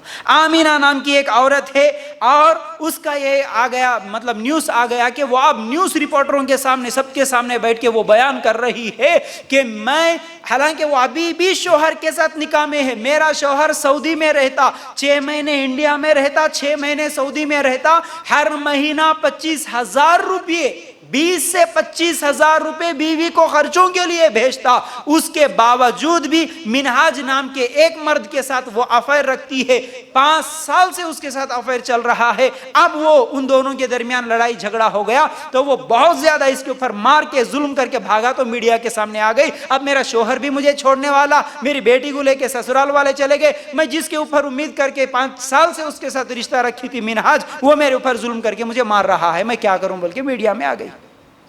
ایسی شرمناک واقعات۔ مسلمان یہ عشق اور محبت کے فتنے، یہ زناکاریوں میں کیسے کیسے پڑے ہوئے ہیں، اللہ کے لیے غور کرنا۔ کچھ دن، غالباً 6 مہینے پہلے کا واقعہ، اپنے ہی نظام آباد ڈسٹرکٹ کا مورتڑ کا ایک واقعہ ہے۔ مسلمان عورت ہے، کیا کرتی ہے، شادی شدہ زندگی اس کی کئی سال ہو چکا ہے شادی ہو کے، لیکن یہی شادی کے بعد کسی کے ساتھ افیئر تھا، اب بیچ میں آڑ آ رہا ہے، کون؟ شوہر ہے۔ شوہر اکیلا نہ رہا تو پھر ہم دونوں کے رشتے کو کوئی پوچھنے ہی والا نہیں، دونوں نے مل کر، اس عورت نے اس کے عاشق کے ساتھ مل کر مسلمان اس کے شوہر کو قتل کر دی، بلکہ صرف قتل نہیں کری، اس کے شوہر کے جسم کے ٹکڑے ٹکڑے کر کے تھیلے میں باندھ کے پھینک دی، اس کو جسم کے حصے کاٹ کے رکھ دیے۔ 6 مہینے پہلے کا واقعہ۔ اللہ کے لیے غور کرو، کدھر جا رہا ہے یہ مسلم سماج، کیسے کیسے حالات ہیں مسلمانوں کے، اللہ کے لیے غور کرنا۔ اسی طرح کچھ دن پہلے ہی کیا ہے، اب یہ پورے کیا ہے وہی نیوز چینلوں سے مجھے ملتے ہیں، اللہ کے لیے غور کرنا۔ اتنا زیادہ پریشان کر دیا یہ واقعات سن کر، میں اتنا زیادہ پریشان ہو گیا کہ اللہ اکبر، یہ کیسا زمانہ آ چکا ہے۔ ایک لڑکی مسلمان، یہ جو ٹک ٹاک کے ویڈیوز بناتے نا، مجھے یہ سمجھ میں نہیں آتا کہ یہ ماں باپ کیسے بے شرم ہوں گے، یہ کیسے بے شرم بھائی ہوں گے ان لوگوں کے، اپنی بہنوں کو ناچتے ہوئے دیکھ کر بھی نہیں روک سکتے، یہ کیسے دیوس ہوں گے، اللہ کے لیے غور کرنا۔ ایک لڑکی، وہی ٹک ٹاک بنانے والے، اب ایک دوسرے کو تو اس میں کیا ہے، ان کی آئی ڈی مل جاتی ہے، ان کے ساتھ میسیجز چلے جاتے ہیں، پھر اس کے ساتھ کیا ہے کانٹیکٹ نمبر بھی مل جاتا ہے، باتیں کرتے ہیں۔ وہ لڑکی وہ ٹک ٹاک بنانے والے لڑکے کو کال کرتی ہے، وہ کال ریکارڈ وائرل ہوا، اب اس کال میں وہ بولتی ہے اس ٹک ٹاکر، وہ اس کے لیے ہیرو بن جاتا ہے۔ اب ٹک ٹاک میں وہ جھوٹی شان دکھاتے ہوئے کچھ تو بھی ایکٹنگ کر لیا تو اس کے دیوانے بن جاتے ہیں یہ لڑکیاں۔ اللہ کے لیے غور کرنا، کیا بول رہی وہ معلوم ہے، وائس کال کر کے دیکھو، مجھے تم گرل فرینڈ بنا لو۔ بے شرمی اور بے حیائی کی بات دیکھیے۔ اور اس کے بعد کہتی ہیں کہ، بولتی ہیں وہ کہ میں تمہاری گرل فرینڈ بننا چاہتی ہوں۔ جب وہ بات سننے کے بعد وہ لڑکا ہنستا ہے تو بولتی ہے، اے اللہ تم مذاق سمجھ رہے، میں مذاق سے نہیں بول رہی، اللہ کا نام بھی اس کی زبان پر۔ اور بولتی ہے کیا مجھے معلوم ہے شاید تمہاری اور بھی گرل فرینڈ ہوں گی، اس کو بھی رکھو ساتھ میں، مجھے بھی رکھو، لیکن میں بھی رہنا چاہتی تمہارے ساتھ۔ کیسی بے حیائی، کیسی بے شرمی، یہ ایک نام عشق اور محبت کا نام دے دیے۔ ایسی ایسی چیزیں ہمارے معاشرے میں پھیل رہی ہے۔ یاد رکھو یہ مسلمان لڑکی، اصل میں مسلمان کیسی ہوتی، کچھ سال پہلے تک بھی شادی کی بات جب ہوتی ہے نا، اگر اس کے ذمہ دار اس کے ماں باپ اسے جا کے پوچھتے بیٹا تجھے وہ لڑکا پسند ہے کیا، تو ہاں بولنے کے لیے شرم آتی تھی، ہاں بولنے کے لیے شرم آتی تھی۔ اللہ کے رسول صلی اللہ علیہ وسلم نے اسی لیے فرمایا، حدیث میں کیا الفاظ ہے، اے اللہ کے رسول صلی اللہ علیہ وسلم، یہ کنواری لڑکیوں سے جب شادی کی بات ہوتی ہے تو وہ راضی ہے یا نہیں ہے ہمیں کیسے پتا چلے گا، حالانکہ وہ شرم و حیا والی، وہ ہاں بھی نہیں بول سکتی۔ اللہ کے رسول صلی اللہ علیہ وسلم نے فرمایا اگر کوئی لڑکی خاموش ہے تو سمجھ لینا اس کی خاموشی ہی رضامندی ہے۔ اتنی شرم و حیا والی مسلمان لڑکی، آج حالات ایسے ہیں کہ اب تو خود پسند کر کے لے کے آ لیتی ہے داماد کو، ماں باپ کو ڈھونڈنے کی ضرورت نہیں۔ آج فتنہ کیسے بڑھ رہا ہے کہ اگر کوئی ماں باپ یہ سوچے میری بڑی لڑکی ہے، ماحول صحیح نہیں ہے، صرف 10ویں تک پڑھائیں گے، 10 تک پڑھائیں گے، اس کے بعد گھر میں بٹھائیں گے، یہ سوچ کے بڑی لڑکی کو 10ویں تک پڑھائے تو اس کے لیے رشتے آنا مشکل ہو گیا۔ کیا دیکھا جا رہا آج، ڈگری ہے یا نہیں ہے، 10th پڑھی بولے تو رشتے آنا مشکل ہے۔ ارے بڑی لڑکی کو کم پڑھائے رشتے نہیں آ رہے، یہ سوچ کے چھوٹی لڑکی کو زیادہ پڑھائے، انہیں کالج سے ہی رشتے کو لے کے آتی ہے، کالج سے ہی داماد لے کے آتی ہیں۔ اللہ کے لیے غور کرنا، کبھی ماں بن کے آتی ہے، کبھی حاملہ بن کے آتی ہے، کبھی کیا کیا بن کے آتی ہے، کبھی ابارشن کراتی ہے، ایسے حالات۔ اللہ کے لیے غور کرنا، ماں باپ کتنے سالوں سے عزت کمائے تھے، ان بچوں کو میں دونوں کو برابر بول رہا ہوں، اللہ کے لیے غور کرنا، کتنے سالوں سے عزت کمائے تھے، نام کمائے تھے کتنے سالوں سے، لیکن وہ عزت وہ نام صرف چند لمحوں میں سڑکوں پہ لے کے آ کے رکھ رہی ہے، ماں باپ کے خلاف فائٹ کر رہی ہے آج مسلمان لڑکیاں اور لڑکے، اور انہیں شعور تک نہیں ہے کہ ہماری وجہ سے ہمارے ماں باپ بے عزت ہو رہے ہیں، ہماری وجہ سے ہمارے ماں باپ کیا ہے لوگوں کے زبانوں پر تبصرہ بن رہے ہیں، ہماری وجہ سے ہمارے ماں باپ کا نام خراب ہو رہا ہے، اتنا بھی نہیں سوچتی ہے۔ اب ان لڑکیوں کی جو شادیوں پر نہ اللہ کی رضامندی ہے، نہ ماں باپ کی رضامندی ہے، نہ رشتہ داروں کی رضامندی ہے، بتاؤ اب ان شادیوں پر کیسے خوشی ہو سکتی ہے؟ اب ایسے نکاح کر کے جو لوگ رہتے ہیں اس میں اللہ کی برکت کیسے آتی ہے؟ رپورٹ کے مطابق 3 دن پہلے یہ رپورٹ آیا تھا نیوز میں، کیا کہ جو محبت کی شادیاں کرتے ہیں ان لوگوں میں 45% لوگ طلاق کے لیے کورٹ پہ آ رہے ہیں، طلاق مانگنے کے لیے۔ جو شادی سے پہلے محبت کے نام پر ماں باپ کو گھر کو چھوڑ کے بھاگ رہے، وہی لوگ 45% ہے جو طلاق لینے کے لیے جا رہے، لڑائیاں جھگڑے ہو رہے، مار پیٹ ہو رہی ہے، پھر بھی نہیں سمجھ میں آتا آج ہمارے بچیوں کو۔ ایسے واقعات دیکھنے کے بعد بھی اس کے ساتھ ایسا ہوا، اس کے ساتھ ایسا ہوا، انہیں ظلم کرا، انہیں چھوڑ کے بھاگ گیا، انہیں ہوٹل میں بھیج دیا، آج یہ سب دیکھنے کے بعد بھی یہ سوچنا لڑکی کا کہ نہیں میرا عاشق ایسا نہیں ہے، میں جسے محبت کرتی وہ میرے ساتھ ایسا نہیں کرے گا، یہ سوچ کے اندھی دھن میں چلے جاتی ہے۔ رشتے صورتوں کی بنیاد پر نہیں بنتے، رشتے سیرتوں کی بنیاد پر بنتے ہیں۔ اخلاق، محبت، چاہت، نرم مزاجی، پاکیزہ سیرتوں سے میاں بیوی کے تعلقات میں مضبوطی آتی ہے، لیکن ناپاکی یہ تعلقات ایسے ہی رہیں گے تو پھر کیسے رشتوں میں مضبوطی نہیں آ سکتی۔ یاد رکھو لڑائیاں جھگڑے یہ سب چیزیں آج اسی لیے ہو رہی ہے۔ اور ایک فتنہ بھی بتاؤں، آج اکثر شادیوں میں اکثر بول رہا ہوں میں، جہاں تک میرے پاس آتے ہیں واقعات، لوگ میرے پاس جو بھی کیا ہے چاہے دعا کے نام پر آتے ہیں یا سجیشن کے نام پر آتے ہیں یا پھر کوئی ہمارے مسئلے کا حل بتاؤ بول کے لڑائیاں جھگڑے لے کے آتے ہیں میرے پاس، ان میں سے اکثر یہی کمپلینٹ ہوتی ہے، شادی ہوئی 8 دن ہوا، 6 مہینے ہوا، سال نہیں ہوا، سال تو دور کی بات ہے، 2-3 مہینوں میں ہی لڑائی اس لیے ہو رہی ہے کہ دیکھو صاحب میری دلہن، ابھی میں شان سے اتنے لاکھ روپے خرچ کر کے پرسوں ہی نکاح کرانا، 8 دن نہیں ہوا چلے گئی، اور شادی ہونے کے 2-3 دن بعد ہی بلکہ شادی کے پہلی رات ہی مجھے بتا دیتی ہے کہ دیکھو میرے فلاں کے ساتھ افیئر تھا، مجھے تم پسند نہیں ہے، میں شادی اس لیے کر لی کیونکہ میرے ماں باپ مجھے زبردستی کرے تھے، مجھے تم پسند نہیں ہے، اسی کے ساتھ جانا ہے، اس بنیاد پر طلاق لے کے چلے جاتی ہے کتنی لڑکیاں۔ اللہ کے لیے غور کرو. ہمارا معاشرہ اسے بہت زیادہ برائیوں کی طرف بڑھ رہا ہے. آج اسی محبت اور عشق کے نام سے اپنا دین چھوڑ رہی ہے. سب سے زیادہ تکلیف تو مجھے اس بات کی ہوتی ہے کہ دین کو چھوڑنا، اسلام کو چھوڑنا، مسلمان اپنے آپ کو سمجھنے والی لڑکیاں کافروں کے ساتھ بھاگ جانا، کافروں کے ساتھ جا کے مندروں میں نکاح کر لینا، اس چیز کو بھی کوئی گناہ ہی نہیں سمجھتی ہے. یاد رکھنا یہ فتنے ہر جگہ، حیدرآباد میں تو ہر ایک یا 2 دن کے بعد ایک ضرور نیوز آتی ہے کہ فلاں علاقے میں ایک بائک پہ ایک غیر مسلم کے ساتھ ایک مسلمان لڑکی بھاگ رہی ہے، اسے پکڑے، اسے روکے، اسے یہ کرے وہ کرے. یہ سب چیزیں آ رہی ہے. مسلمان لڑکیاں غیر مسلموں کے ساتھ یا تو کورٹ میں اریج کر رہی ہے، یا تو پارکوں میں گھوم رہی ہے، یا تو پھر بائکوں پہ مل رہی ہے، یا تو لاڈجوں میں یا تو ہوٹلوں میں مل رہی ہے، یا آئس کریم پارلروں میں مل رہی ہے. آج ایسا کیوں ہو رہا ہے؟ انہی فتنوں کو دیکھ کر ایک باپ، شاید آپ لوگ دیکھے ہوں گے 8-10 دن پہلے ایک خط بھی وائرل ہوا تھا. وہ خط پورا کا پورا آج آپ لوگوں کے سامنے پڑھ کر سناؤں گا. یاد رکھو، ایک مسلمان باپ، ایک مسلمان اپنی بیٹی کو ایک خط لکھتا ہے. درد بھرا خط ہے لیکن اس میں بہت ساری نصیحتیں ہیں، تاکہ یہ نصیحتیں ہر باپ اپنی بیٹی کو کرنے والا بنے، ہر ماں اپنی بیٹی کو یہ نصیحتیں کرنے والی بنے. اس لیے آج میں یہ خط آپ لوگوں کے سامنے سناؤں گا. غور سے سننا. ایک باپ اپنی بیٹی کو جو کہ پڑھائی کے لیے دوسرے علاقے میں رہتی ہے، ہاسٹل میں رہتی ہے، اس کو خط لکھتا ہے. کیا؟ میری جان سے پیاری بیٹی، السلام علیکم ورحمۃ اللہ وبرکاتہ. امید ہے کہ تم خیریت سے ہوں گی. غور سے سننا، اس خط کا غور سے سننا، الفاظ پہ غور سے توجہ دینا. یوں میرا اچانک خط لکھنے کی وجہ یہ ہے کہ پچھلے کچھ دنوں سے اخبارات اور سوشل میڈیا پر مسلم لڑکیوں کے بارے میں جو خبریں آ رہی ہے مجھے کافی بے چین کر کے رکھ دیا ہے.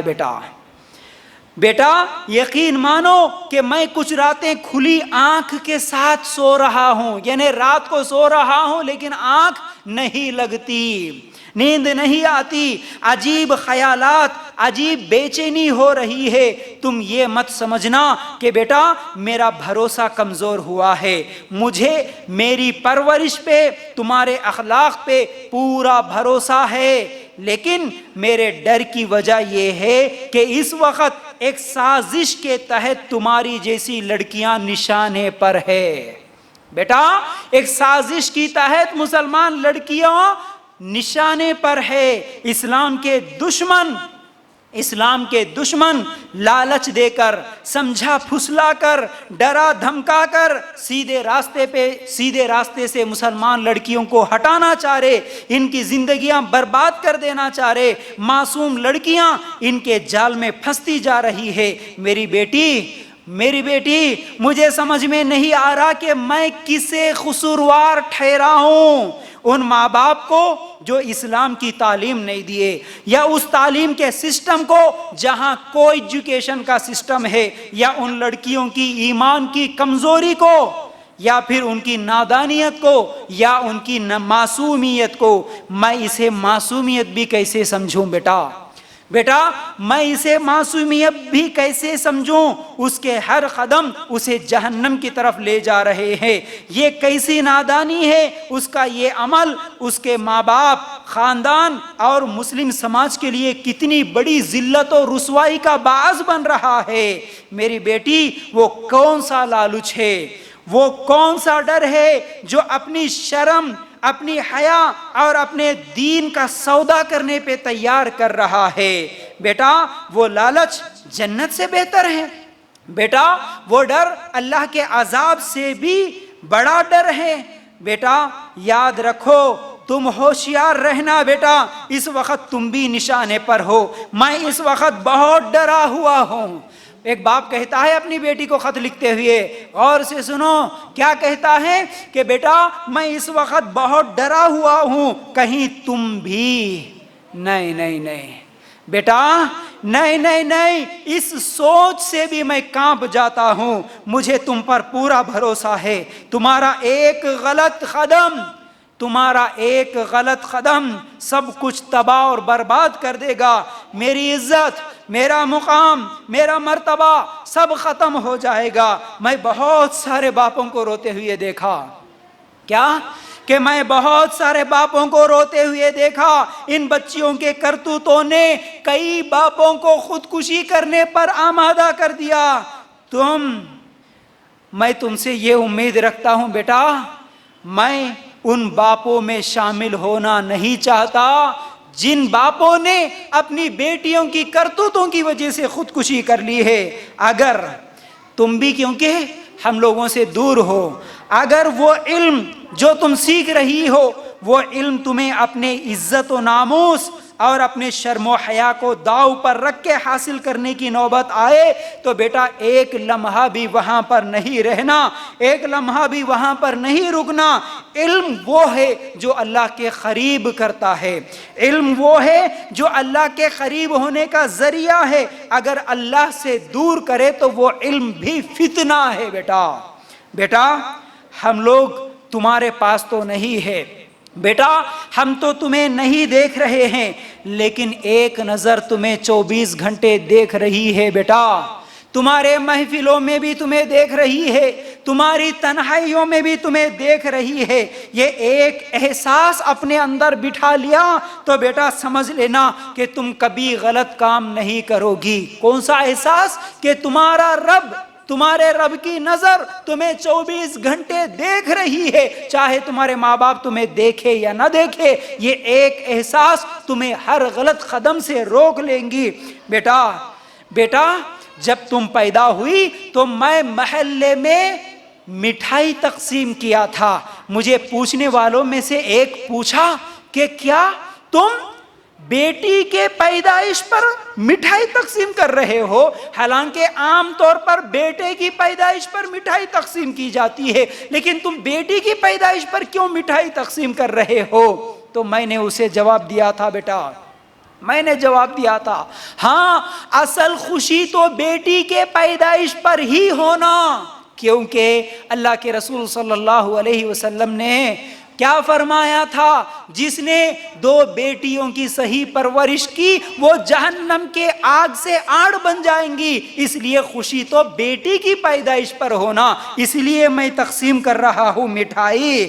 اور بیٹا وہ بیٹی اپنے باپ کو جہنم سے آڑ اس وقت بن جاتی ہے تب اس بیٹی کی تربیت باپ صحیح طریقے سے کرتا ہے، تو اگر صحیح تربیت کیا تب ہی تو وہ بیٹی اپنے باپ کے لیے جہنم سے آڑ بن جاتی ہے۔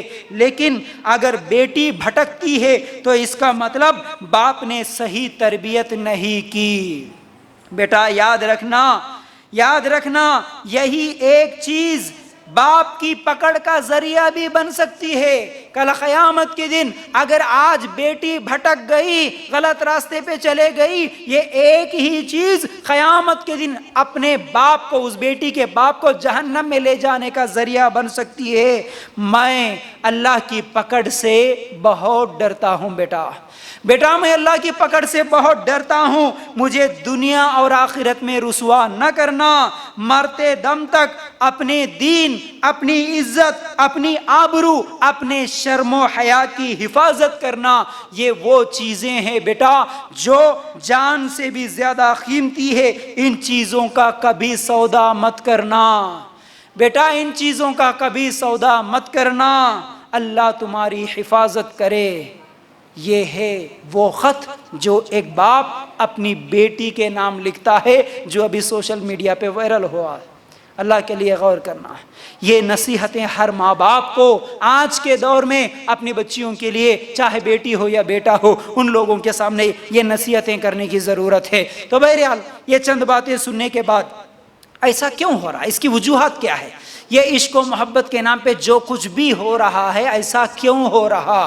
بلکہ اگر میں تمہیں نیوز بتاؤں، ایسے نیوز، ایک لڑکی اپنے عاشق کے ساتھ روزانہ گھر پہ اس کا آنا جانا ملنا، یہ سب کچھ ماں کو معلوم ہوا۔ ماں نے جب اسے تنبیہ کی، روکا، تو اپنے عاشق کے ساتھ مل کر وہ لڑکی سگی ماں کو قتل کر دی، لڑکی نوجوان، کوئی عورت اپنے شوہر کو قتل کر لی، کوئی اپنی سگی ماں کو مار دے رہی, کوئی اپنے بچوں کو مار دے رہی. معلوم ہے ہر 15 دن میں ایک نیوز ضرور میں پڑھتا ہوں یہ کہ عاشق کے بیچ میں میری اولاد, میرے بچے دیکھ رہے ہیں اس کے آنے جانے کو, یہ سوچ کر سگی ماں اپنے بچوں کو قتل کر دے رہی ہے. ایسے واقعات ایسا کیوں ہو رہا؟ اس کی پہلی وجہ, مسلمان لڑکیوں کی بگڑنے کی پہلی وجہ یہ ہے کہ صرف نفسانی خواہشات اور دنیا کی محبت. یہ فلموں کو دیکھ کر, یہ موبائل کو دیکھ کر, یہ غیر مسلموں کے ساتھ کیا ہے صحبت میں رہتے رہتے, ارے یہ لوگ کیسے مزے کی زندگی گزار رہے دیکھو, یہ لوگ اپنی زندگی کو کیسے انجوائے کر رہے دیکھو. اب یہ سوچ کے یہ لوگ لائف کو انجوائے کر رہے, ہم کیوں چھپ کے رہنا, ہم کیوں گھروں میں رہنا, ہم کیوں پردوں میں رہنا, ہم بھی ایسا ہی کریں گے. یہ صرف دنیا کی چند دنوں کی, یہ دنیا کی لذت آج مسلمانوں کو یہ غلط کام کرنے پہ ابھار رہی ہے. لیکن کاش اگر یہ جانتے, کاش اگر یہ جانتے, کیوں, کیا حقیقت, اس دنیا کی حقیقت کو اگر جانتے. یہ تو 50-60 سال کی زندگی ہے. اللہ کے رسول صلی اللہ علیہ وسلم نے تو کہا تھا یہ دنیا مسلمانوں کے لیے جیل ہے, قید خانہ ہے. مسلمان کی اصل خوشی تو جنت میں ہے, مسلمان کے انجوائے کرنے کی جگہ تو جنت ہے. یہ دنیا کافروں کے لیے خوشی, کافروں کے لیے خوشی کی جگہ ہے. ہمارے لیے آخرت میں جنت اللہ تعالیٰ بنا کے رکھا. یہ دنیا میں خوشیاں لوٹنے والے, انجوائے کرنے والے آخر کتنے دن کریں گے؟ زیادہ سے زیادہ 50, 60, 70, 80, 100 سال, اس سے زیادہ تو یہ لوگ انجوائے نہیں کریں گے نا.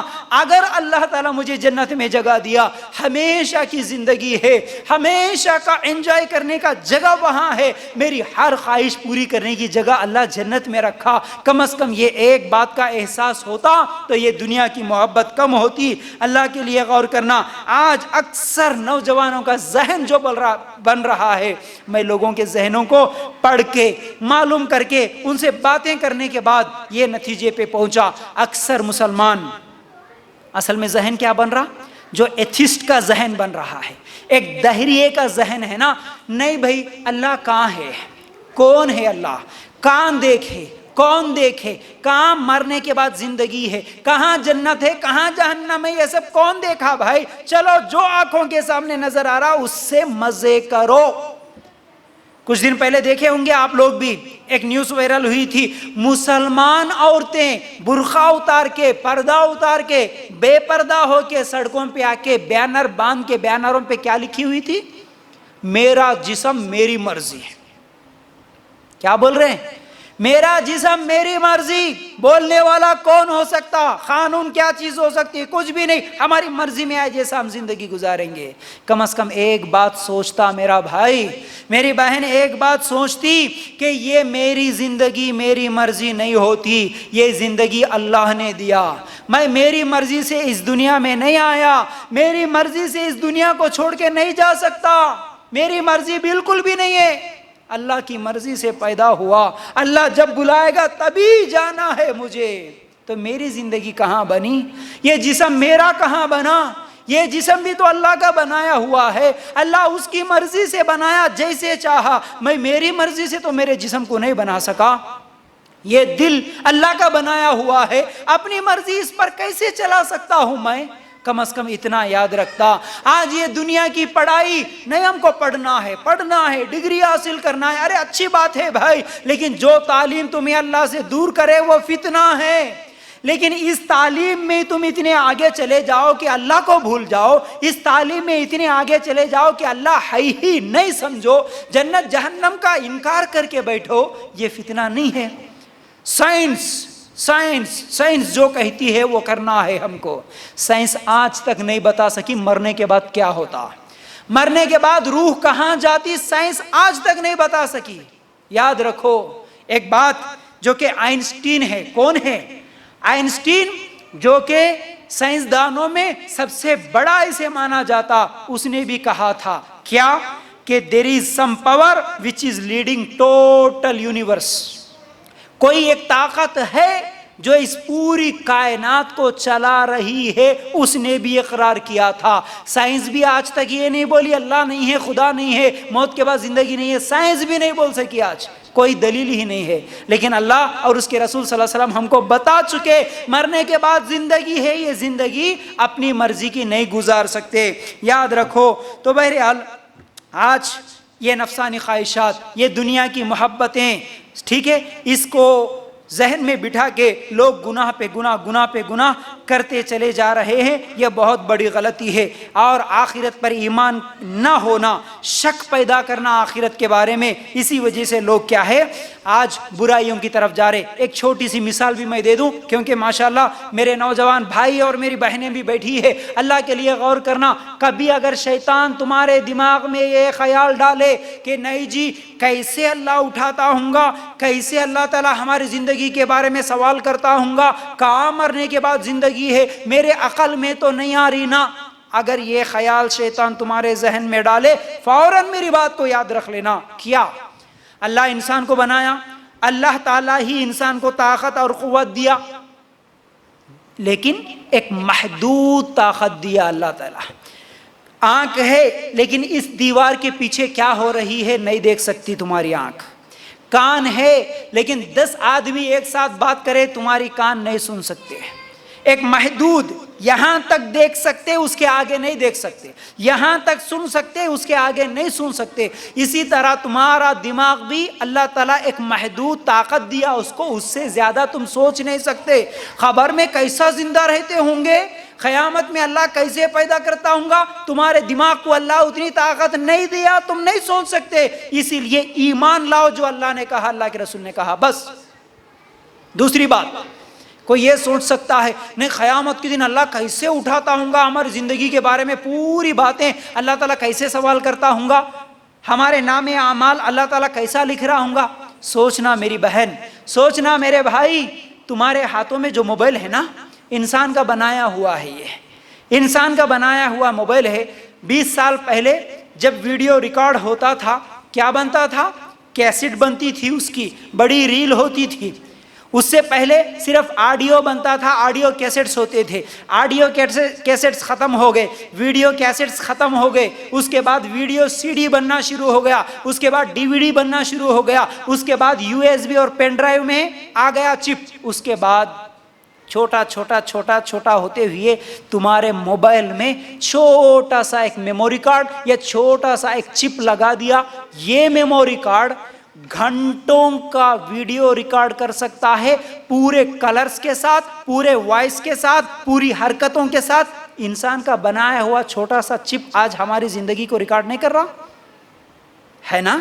انسان اپنے دماغ سے بنایا سو ایک چھوٹا سا کیمرہ یہ سب ریکارڈ کر سکتا ہے. پوری کائنات کو بنایا سو وہ رب ہماری زندگیوں کو ریکارڈ نہیں کر سکتا. کیا سمجھے ہم، کیوں غفلت کی زندگی گزار رہے ہیں؟ اللہ کے لیے غور کرنا. تو آخرت کی زندگی ہے، اللہ تعالیٰ سوال کرے گا، اللہ تعالیٰ دیکھ رہا ہے. تو بہرحال یہ پہلی وجہ ہے. دوسری وجہ بگڑنے کی، آج اسلام کو مشکل سمجھ بیٹھے. ارے اسلام بولے تو مشکل بھائی، عورتوں کے لیے پردہ کرنا، مردوں کے لیے کیا ہے بھائی یہ داڑھی، یہ ناچنا نہیں، گانا نہیں، میوزک نہیں سننا، شراب نہیں پینا، سود نہیں کھانا، یہ مت کرو وہ مت کرو. کیا تو بھی ہے یہ. صحبت تو ہوئی کالج میں کسی غیر مسلم کے ساتھ، وہ تو اپنے برتھ ڈے کے پارٹی منا رہا ہے، وہ تو فیئرویل پارٹی کے نام پر ڈانس کر رہے ہیں، وہ تو اپنے عیدوں میں ڈی جے لگا کے ناچ رہے ہیں، وہ تو بائک پہ بیٹھ کے ایک کو ایک پکڑ کے گھوم رہے ہیں، آئس کریم پارلروں میں بیٹھ رہے ہیں، یہ اتنا انجوائے کر رہے ہیں. لیکن ہمارے اوپر کیوں پابندی؟ یہ سب پابندی اسلام کی وجہ سے. اس لیے اسلام مشکل دین ہے، ذہن میں بیٹھ گیا. اب نکلنا اسلام سے. اس لیے نماز پسند نہیں، اس لیے پردہ پسند نہیں، اسی لیے داڑھی پسند نہیں آج. اسی لیے کیا ہے، یہ صحبت کا اثر ہو رہا ہے. یاد رکھو، کم از کم اگر اتنی سی بات یاد ہوتی کہ مسلمان کہتے ہی اسے ہے جو اپنے آپ کو اللہ کے حوالے کر دینے والا. ایک مثال کے ذریعے سے میں سمجھاتا ہوں، یاد رکھ لو. اس آفیسر کو اچھا آدمی، اچھا کام کرنے والا سمجھا جاتا ہے جو آفس کے پابندیاں ہیں ان پابندیوں کے مطابق کام کرتا ہے. ہے کہ نہیں؟ سوچو، آفس کے ٹائمنگ ہے، صبح 10 بجے آنا، شام کو 5 بجے جانا، دوپہر میں ایک گھنٹہ کھانے کے لیے ٹائم دیا جاتا۔ اب یہ آفس کے ٹائمنگ کے مطابق برابر ٹائم پہ آ رہا، برابر کام کر رہا، برابر ٹائم پہ جا رہا، اسے کیا کہیں گے؟ ارے نہیں بھائی، یہ بہت اچھا آدمی ہے، اچھا آفیسر ہے، برابر محنت کرتا۔ کس لیے کہا گیا؟ کیونکہ وہ اس ٹائمنگ کو فالو کر رہا ہے، اس آفس نے جو قانون بنایا اس قانون کو فالو کر رہا ہے۔ اسی طرح اسے اچھا مسلمان کہا جاتا جو اس کو پیدا کرنے والا رب جو ٹائمنگ بنا کے بھیجا، جو قانون بنا کے بھیجا، اس قانون کے مطابق عمل کرتا ہے، وہ سچا مسلمان ہے۔ پابندیاں جس میں نہیں ہوتی وہ چیز برباد ہو جاتی ہے نا؟ اگر تم اپنے بچوں کو بھیجتے نا اسکول میں، تمہارے بچوں کو کیا تم اپنی مرضی کے ٹائمنگ پہ بھیج سکتے ہیں؟ نہیں بھیج سکتے۔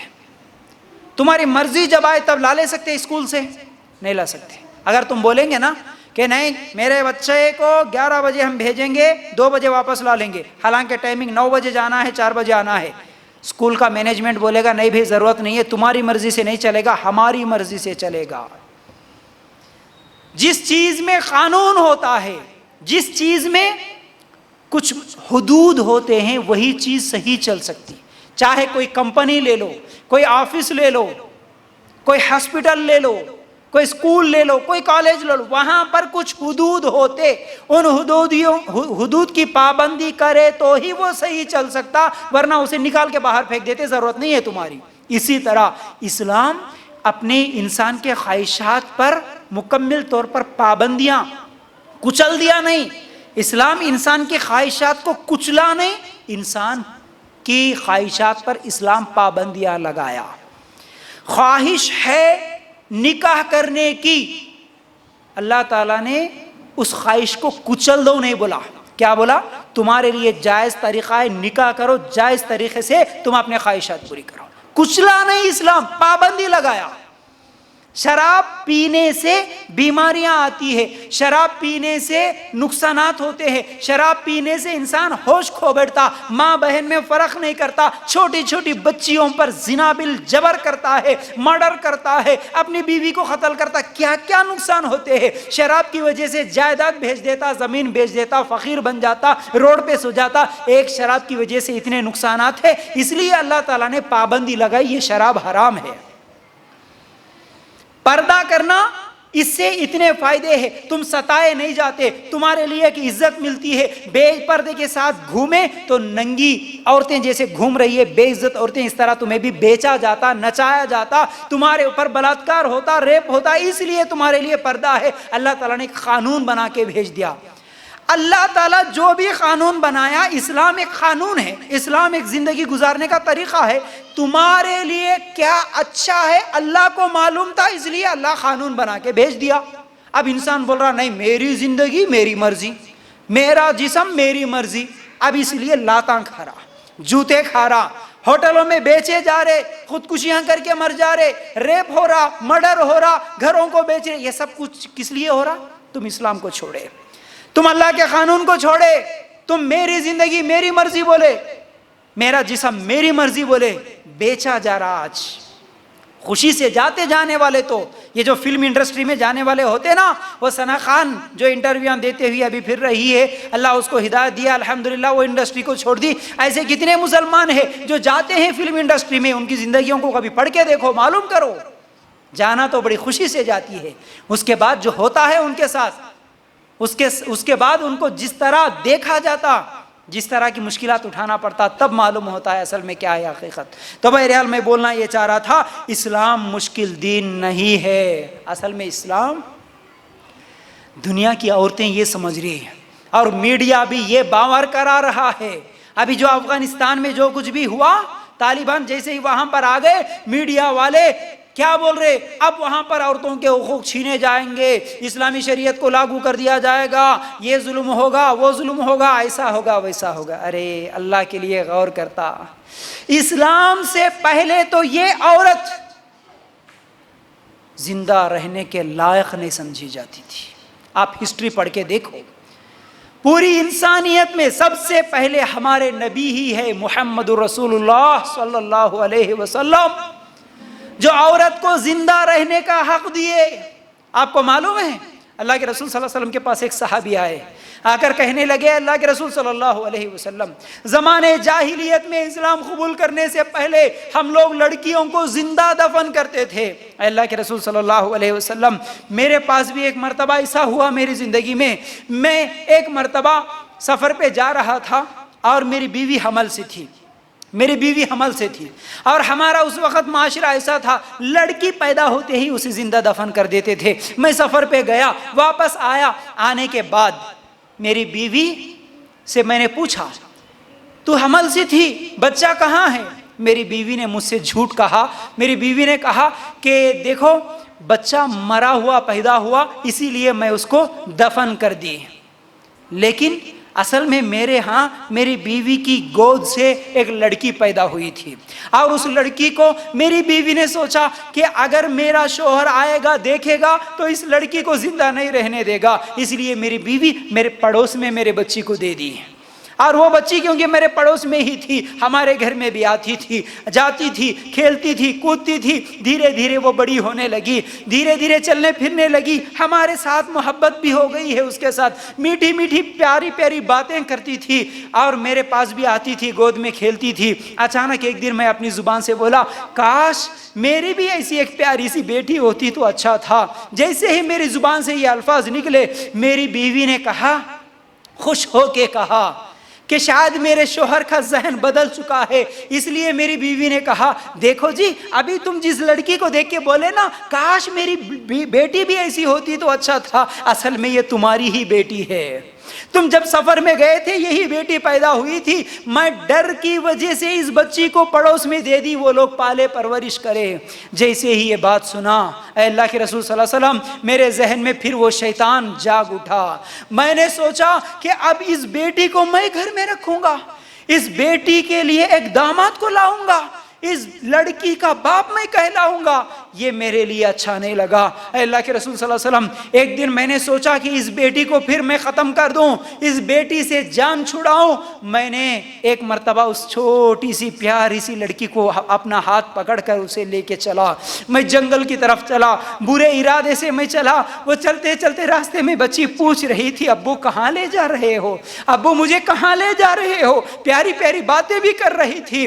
میں نے اسے کچھ بھی جواب نہیں دیا۔ جیسے ہی میں جنگل میں گیا اور اس لڑکی کے لیے وہاں پر چھوڑ کر میں اس لڑکی کو بٹھا کر اس کے آنکھوں کے سامنے ہی گڑھا کھود رہا تھا، وہ لڑکی کھیل سمجھتے ہوئے وہ میرے ساتھ مٹی اٹھا رہی تھی، میرے ساتھ پیاری پیاری باتیں کر رہی تھی۔ اس گڑھے کو میں کھودتے جا رہا، وہ چھوٹی چھوٹی ہاتھوں سے مٹی اٹھا رہی ہے، وہ کھیل سمجھ رہی ہے۔ جیسے ہی گڑھا میں نے مکمل کھودا، اس لڑکی کو اٹھایا، اس گڑھے کے اندر میں نے ڈال دیا۔ اس کے بعد اس گڑھے میں میں نے مٹی ڈالنا شروع کیا۔ اس وقت وہ بچی روتی ہوئی پوچھتی ہے ابو ابو مجھے یہ کیا کر رہے ہو؟ جیسے ہی اس کے اوپر مٹی گرتی اسے تکلیف ہوتی، وہ لڑکی رو رہی تھی، وہ چیخ رہی تھی، وہ چلا رہی تھی۔ اس کے باوجود بھی میرا دل اتنا سخت تھا اے اللہ کے رسول صلی اللہ علیہ وسلم، اس کے رونے کی آواز کی وجہ سے بھی میرا دل نرم نہیں پڑا، اس کے باتوں سے بھی میرا دل نہیں نرم پڑا۔ میرے دماغ میں صرف وہی شیطانی خیالات ہی بیٹھے ہوئے تھے۔ وہ روتے جاتی، میں مٹی ڈالتے جاتا، اسی طرح میں میری لڑکی کو اپنے ہاتھوں سے زندہ دفن کر کے آ گیا۔ اتنی سی بات بولنا تھا، اللہ کے رسول صلی اللہ علیہ وسلم نے کہا اے صحابی، اے میرے ساتھی بس کر۔ اور اللہ کے رسول صلی اللہ علیہ وسلم کی آنکھوں سے آنسو جاری تھے۔ اللہ کے رسول صلی اللہ علیہ وسلم یہ واقعہ سن کے رو رہے تھے۔ اللہ کے رسول صلی اللہ علیہ وسلم ہی تھے جب اسلام آیا تو اللہ کے رسول صلی اللہ علیہ وسلم نے ہی کہا تھا لڑکی زندہ رہنا ہے، لڑکی کو قتل کرنا بہت بڑا گناہ ہے۔ لڑکی ہو یا لڑکا ہو، اپنے بچوں کو مفلسی کے ڈر سے قتل مت کرو، اللہ تعالیٰ قرآن میں حکم دے دیا۔ اس زمانے میں پوری دنیا میں لڑکیوں کو زندہ دفنایا جاتا تھا۔ خود ہمارے ہندوستان میں اگر شوہر مر گیا تو اس کے آگ میں اس کو جلاتے ہوئے عورت کو، بیوی کو بھی زندہ جلا دیا جاتا تھا، معلوم ہے؟ ہمارے ہندوستان کا یہ واقعہ ہے۔ کہیں عورتوں کو بیچا جاتا تھا، کہیں عورتوں کو قتل کر دیا جاتا تھا، کیسی کیسی حرکتیں کرتی تھی۔ یہی اسلام جو آج عورت کو عزت دیا، مقام دیا، زندہ رہنے کا حق دیا. اگر عورت ماں ہے تو ماں کے قدموں کے نیچے جنت ہے بولا تو وہ صرف اسلام ہے. اگر عورت بہن ہے تو بہن کی صحیح تربیت کرو، پرورش کرو، تمہارے لیے جنت ہے بولے. عورت اگر بیٹی ہے تو 2 بیٹیوں کی صحیح پرورش کرو، تمہارے لیے جہنم سے آڑ بنتی ہے بولے. عورت اگر بیوی ہے تو بیوی گواہی دی کہ میرے شوہر اچھے ہیں تو مرد اچھا ہے بولے اللہ کے رسول صلی اللہ علیہ وسلم. عورت کو اتنا مقام دیا تھا، عورت کو اتنی عزت دی تھی. آج وہی اسلام کو ماننے والی مسلمان عورت بولتی ہے کہ یہ اسلام مجھ پر ظلم کر رہا ہے، یہ اسلام میری آزادی کو چھین رہا ہے. اللہ کے لیے غور کرنا. پھر یہ کیسا انصاف ہے، یہ کیسی سوچ بن رہی ہے. تو بہرحال یاد رکھو یہ دوسری وجہ ہے. تیسری وجہ کیا ہے؟ ماں باپ کی لاپرواہی. مسلمان لڑکیاں یا لڑکے ان کی بگڑنے کی وجہ ماں باپ کی لاپرواہی. آج ہمیں دوسروں کے بچوں پر نظر ہوتی لیکن ہمارے اپنے بچوں پہ نظر نہیں ہوتی. ہم سمجھتے ہمارے بچے یہ کام نہیں کریں گے. یہی سب سے بڑی غلطی ہو رہی ہے. یاد رکھو آج کیا کیا بہانے بناتے ہوئے بچیوں کو پڑھاتے ہیں. پڑھاؤ، میں پڑھائی کے خلاف نہیں ہوں، پڑھاؤ، اچھی سی اچھی تعلیم دو، لیکن وہ تعلیم فتنہ نہ بنے، وہ تعلیم برائی کی طرف نہ لے جائے، وہ تعلیم کم از کم مسلمان معاشرے کو کچھ فائدہ دینے والا ہو. ایسی تعلیم دو. تعلیم رکاوٹ نہیں ہے، علم حاصل کرنا اسے اسلام نہیں روکتا، لیکن شریعت کو چھوڑ کے اسلام حاصل کرنا نہیں ہے. ماں باپ کی لاپرواہی اتنی زیادہ. کئی مسلمان نوجوان آ کے میرے سامنے بولتے ہیں نہیں بھائی ہمارے کالج میں ایسا ہوتا ہے، ہمارے کالج میں ایسا ہوتا، ہمارے ہاں ایسا ہوتا. ایک باپ اپنی بچی کو پردے کے ساتھ، برقعے کے ساتھ لا کے کالج میں چھوڑتا ہے. باپ جیسے ہی نکل جاتا ہے برقعہ اتار کے بیٹھتی ہے کوئی ایجوکیشن میں پڑھنے والی مسلمان لڑکی. باپ ایک گیٹ سے لا کے چھوڑتا ہے، دوسرے گیٹ سے نکل جاتی ہے مسلمان لڑکی. ایک کے ساتھ نہیں، 4 لڑکوں کے ساتھ افیئر. آج یہ پارکوں میں گھومنے والی کون نظر آتی ہے؟ برقعے پہ جو جاتی نا، جو پکڑے جاتی وہ کون ہوتی ہے؟ اس کا باپ بھی سوچتا میری بیٹی کو میں کالج میں چھوڑا. اس کی ماں بھی سوچتی میری بیٹی کالج میں پڑھ رہی ہے. جا کے ڈھونڈو یہ پارکوں میں ملنے والی کون کون ملتی ہے. اللہ کے لیے غور کرنا. آج ماں باپ کی نظر نہیں ہے، کڑی نظر رکھنا ہے. نظر نہیں ہے، بے فکر ہو کے چھوڑ دیے. فیس بک پہ کون اس کے فرینڈس ہیں، لڑکا ہو یا لڑکی ہو. میں تو کہتا ہوں آج لڑکا ہو یا لڑکا ہو، یہ موبائل اتنا بڑا فتنہ ہے. گھر میں 2 ضرورت ہے تو اپنے بچوں کو موبائل، لیکن ایک کنڈیشن کے ساتھ دو. دیتے وقت بول کے دو بیٹا یہ میں تجھے دے رہا ہوں، اس کے ساتھ جو ضرورت ہے تمہیں وہ ضرورت کی چیزیں ہی اس سے فائدہ اٹھانا. اور بیٹا اللہ کو گواہ رکھ کے بول رہا ہوں اس موبائل کے ذریعے سے مجھ سے چھپا کر اگر کوئی گناہ کرو گے اللہ قیامت کے دن پکڑ لے گا. یہ بول کے دو. اس کے بعد یہ کنڈیشن رکھو ہمارے گھر میں کسی کے موبائل کا کوئی لاک نہیں ہوگا، کوئی پیٹرن نہیں ہوگا، کوئی اسکرین نہیں ہوگا، اسکرین لاک نہیں ہوگا، کچھ بھی نہیں ہوگا. ماں جب چاہے اپنی بیٹی کا موبائل اٹھا کے دیکھ سکے، باپ جب چاہے اپنے بیٹے کا موبائل اٹھا کے دیکھ سکے. ہوتا ہے ایسا؟ نہیں ہوتا. ماں باپ کو تو معلوم ہی نہیں ہوتا. الگ الگ ایپس کے الگ الگ لاک رکھ کے رکھتے ہیں، الگ الگ سم کارڈ چھپا کے رکھتے ہیں. آج ماں باپ کے سامنے ایک سم کارڈ، باہر نکلتے ہیں دوسرا سم کارڈ. کہاں ہے آج اتنی لاپرواہی ماں باپ کی؟ تو پھر بچے ایسی غلطیاں کریں گے ہی. یاد رکھو. تو بہرحال اپنے ہی بچوں پہ کیا ہے کڑی نظر رکھنا ہے. پھر اسی طرح کیا ہے آج اس کی وجہ، ایسے حالات ہونے کی وجہ یہ ہے شادیوں میں تاخیر کرنا. شادیوں میں تاخیر، دیر.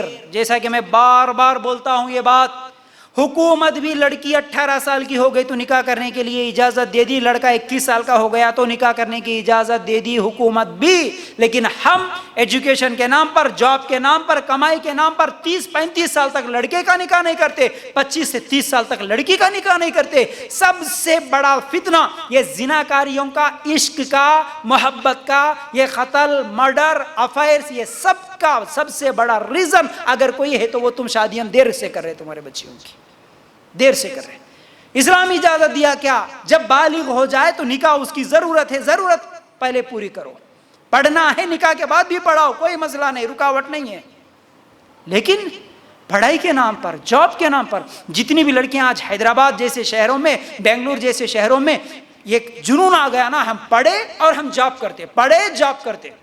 ضرورت نہیں ہے جاب کرنے کی، پھر بھی ایک سٹائل بن گیا، ایک فیشن بن گیا، جاب کرتے جاتے آفس میں کیا کیا نہیں ہوتا جاب کرنے سو جگہ، کتنے مردوں کے ساتھ ملاقات نہیں ہوتی، کتنے مردوں کے ساتھ اختلاط نہیں ہوتا، فرینڈشپ نہیں ہوتا، محبت نہیں ہوتی، کیا کیا نہیں ہوتا.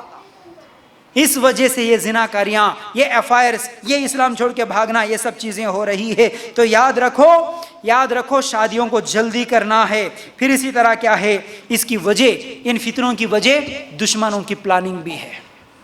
یہ چوتھی وجہ بتا رہا ہوں میں آپ کو، دشمنوں کی پلاننگ. آپ دیکھتے ہوں گے میڈیا پہ، مسلمان لڑکیوں کو پھنساؤ، مسلمان لڑکیوں کو لالچ دو، مسلمان لڑکیوں سے شادی کرو، مسلمان لڑکیوں کو بھگا کے لے کے آؤ، تمہارے لیے آفر ہے، اتنے لاکھ روپے ہم دیں گے. سازش کے تحت یہ ہو رہا ہے. مسلمان لڑکیاں نہیں سمجھ رہی، نہیں معلوم ہے، صرف وہ محبت اور عشق ایک ہی جنون ہے، وہ سمجھتی ہے سب کچھ یہی ہے اب میرا. تو میری ماں بہنوں، اس کے بعد جو ظلم ہوتا ہے، اس کے بعد جو ان کے ساتھ ہوتا ہے، یہ بہت خطرناک داستانیں ہیں. یہ 4 بڑی وجوہات ہے. اب میں حل کی طرف چلتا ہوں، جلدی اپنی بات کو مکمل کروں گا. وہ یہ ہے حل، سب سے پہلے دین کا علم سکھاؤ. یہ سب فتنوں سے روکنا چاہتے ہو، اپنے معاشرے کو سدھارنا چاہتے ہو، دین کا علم سکھانا. قرآن میں کئی دلیلیں ہیں. سورہ آل عمران آیت نمبر 18 نکال کے دیکھو، سورہ زمر آیت نمبر 9 نکال کے دیکھو. اسی طرح اللہ تعالیٰ فرماتے ہیں انما یخشی اللہ من عبادہ العلماء، اللہ سے سب سے زیادہ ڈرنے والے علم والے ہی ہوتے ہیں. علم نہیں ہے اس لیے تو ڈر ہے، دین کا علم نہیں ہے. میں ایک بات میں اگر سمجھنا ہو تو جس لڑکی کو یا جس لڑکے کو یہ یقین ہو جائے میرا دین سچا، میرا رب سچا، میرے نبی سچے، جنت بھی سچ ہے، جہنم بھی سچ ہے، اب وہ اپنے دین کو چھوڑ کر دوسرے کے دین کو کیسے قبول کر سکتی ہے؟ اپنے نبی کے طریقے کو چھوڑ کے دوسرے کے طریقے پہ نکاح کیسے کر سکتی ہے؟ وہ ایک اللہ کے بارے میں جس لڑکی کو معلوم ہو، توحید کا علم ہو، وہ اس ایک اللہ کو چھوڑ کے بتوں کے سامنے کیسے جھک سکتی ہے؟ مورتیوں کے سامنے کیسے جھک سکتی ہے؟ بتاؤ.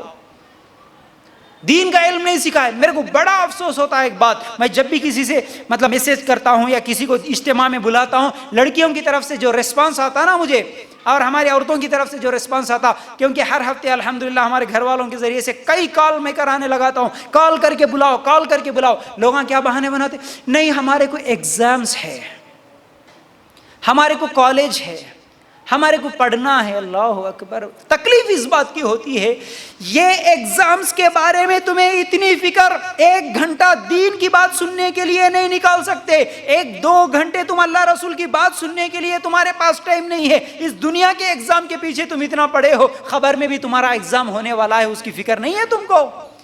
آخرت میں بھی تم کو ایگزام ہونے والا ہے، اس کی فکر نہیں ہے. اسی لیے 25 سال لگا دیے ڈگری حاصل کرنے کے لیے. 25 سال دنیا کی تعلیم، دین کی تعلیم کہاں ہے تم کو؟ معلوم تمہارے کو اللہ کون ہے، اللہ کی عظمت کیا ہے، جہنم کیسی ہے، جنت کیسی ہے، اللہ کے رسول کون ہے، کیسے تھے، معلوم ہے. یاد رکھو، ایک بات یاد آئی تو یہ بھی بولتا ہوں، عبادت اصل نہیں ہے. بڑی اہم بات بولو، عبادت اصل نہیں ہے. اصل تو پہلے ایمان ہے. ایمان بناؤ. نہیں میری بچی 5 ٹائم نماز پڑھ رہی ہے. آپ کو معلوم ہے 5 ٹائم کی نماز پڑھنے والی بچیاں، مدرسوں میں پڑھنے والی بچیاں، وہ مدرسے جس میں کوئی غیر مرد جا نہیں سکتا، ایسے مدرسوں میں پڑھنے والی بچیاں، ایسے مدرسوں میں جہاں موبائل بھی ان کے ہاتھ میں نہیں دی جاتی ہے، ایسے مدرسوں میں پڑھنے والی بچیاں، حافظ قرآن لڑکیاں، عالم کی ڈگری حاصل کرنے والی لڑکیاں غیر مسلموں کے ساتھ بھاگ رہی ہے. آپ کو معلوم ہے کیوں ہوا یہ؟ کیسے ہوا یہ؟ ہم سمجھے نہیں 5 ٹائم نماز پڑھ لینا کافی نہیں، برقع پہن لینا کافی نہیں. ایمان سیکھو. ایمان کیا ہوتا ہے؟ صحابہ کیسے ایمان لائے؟ اسلام کیا ہوتا؟ کبھی پوچھ کے دیکھو بازار میں، کبھی آپ کالج میں جاتے نا، کالج میں اپنی سہیلیوں سے پوچھ کے دیکھو، اجی ذرا بتاؤ ایمان کسے کہتے ہیں؟ کتنے لوگ جواب دیتے ہوں گے. اسلام کسے کہتے ہیں؟ ذرا کبھی سوال کر کے دیکھ لینا. اللہ کے بارے میں تھوڑا بولو جی میں سننا چاہتا ہوں، کبھی کسی سے پوچھ کے دیکھ لینا. کتنے لوگوں کو معلوم ہے؟ بڑی تکلیف ہوتی ہے. دنیا کے لیے تو اتنا وقت نکالے، دنیا کی تعلیم کے لیے تو ہزاروں روپے خرچ کر دیے، دین کی تعلیم کے لیے ہی وقت نہیں ہے. जिस रब ने तुम्हें पैदा किया उस रब के बारे में ही मालूम करने का तुम्हारे पास टाइम नहीं रहा, तो फिर क्या जवाब देंगे?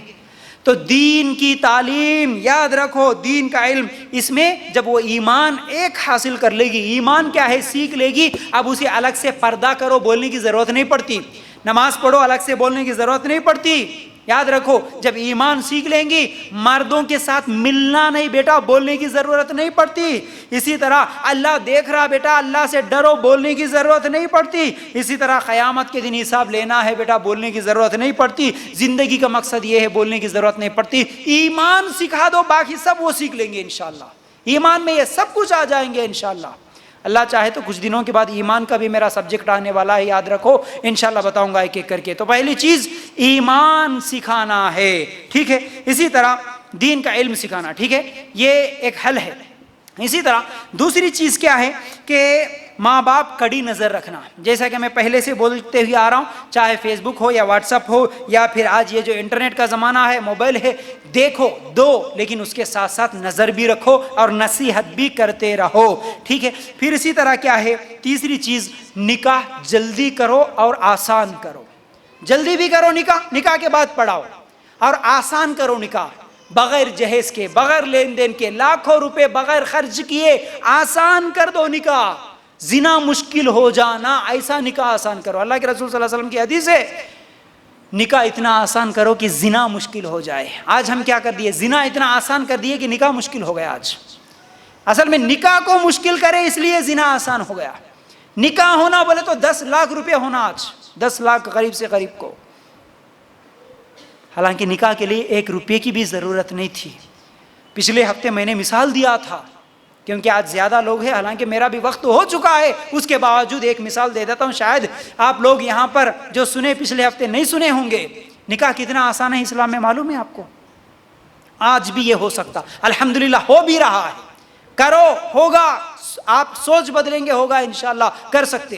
क्या है, अल्लाह के रसूल सल्लल्लाहु अलैहि वसल्लम के पास, मुख्तसर सुना रहा हूँ, अल्लाह के रसूल सल्लल्लाहु अलैहि वसल्लम सहाबा के साथ बैठे, एक औरत आई, बोली अल्लाह के रसूल मैं तुमसे निकाह करना चाहती हूँ। अल्लाह के रसूल को पसंद नहीं था, शायद जवाब नहीं दिए।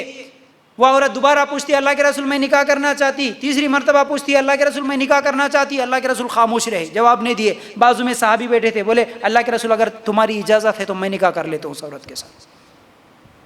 अच्छा ठीक है, तुम्हारा इरादा है निकाह करने का?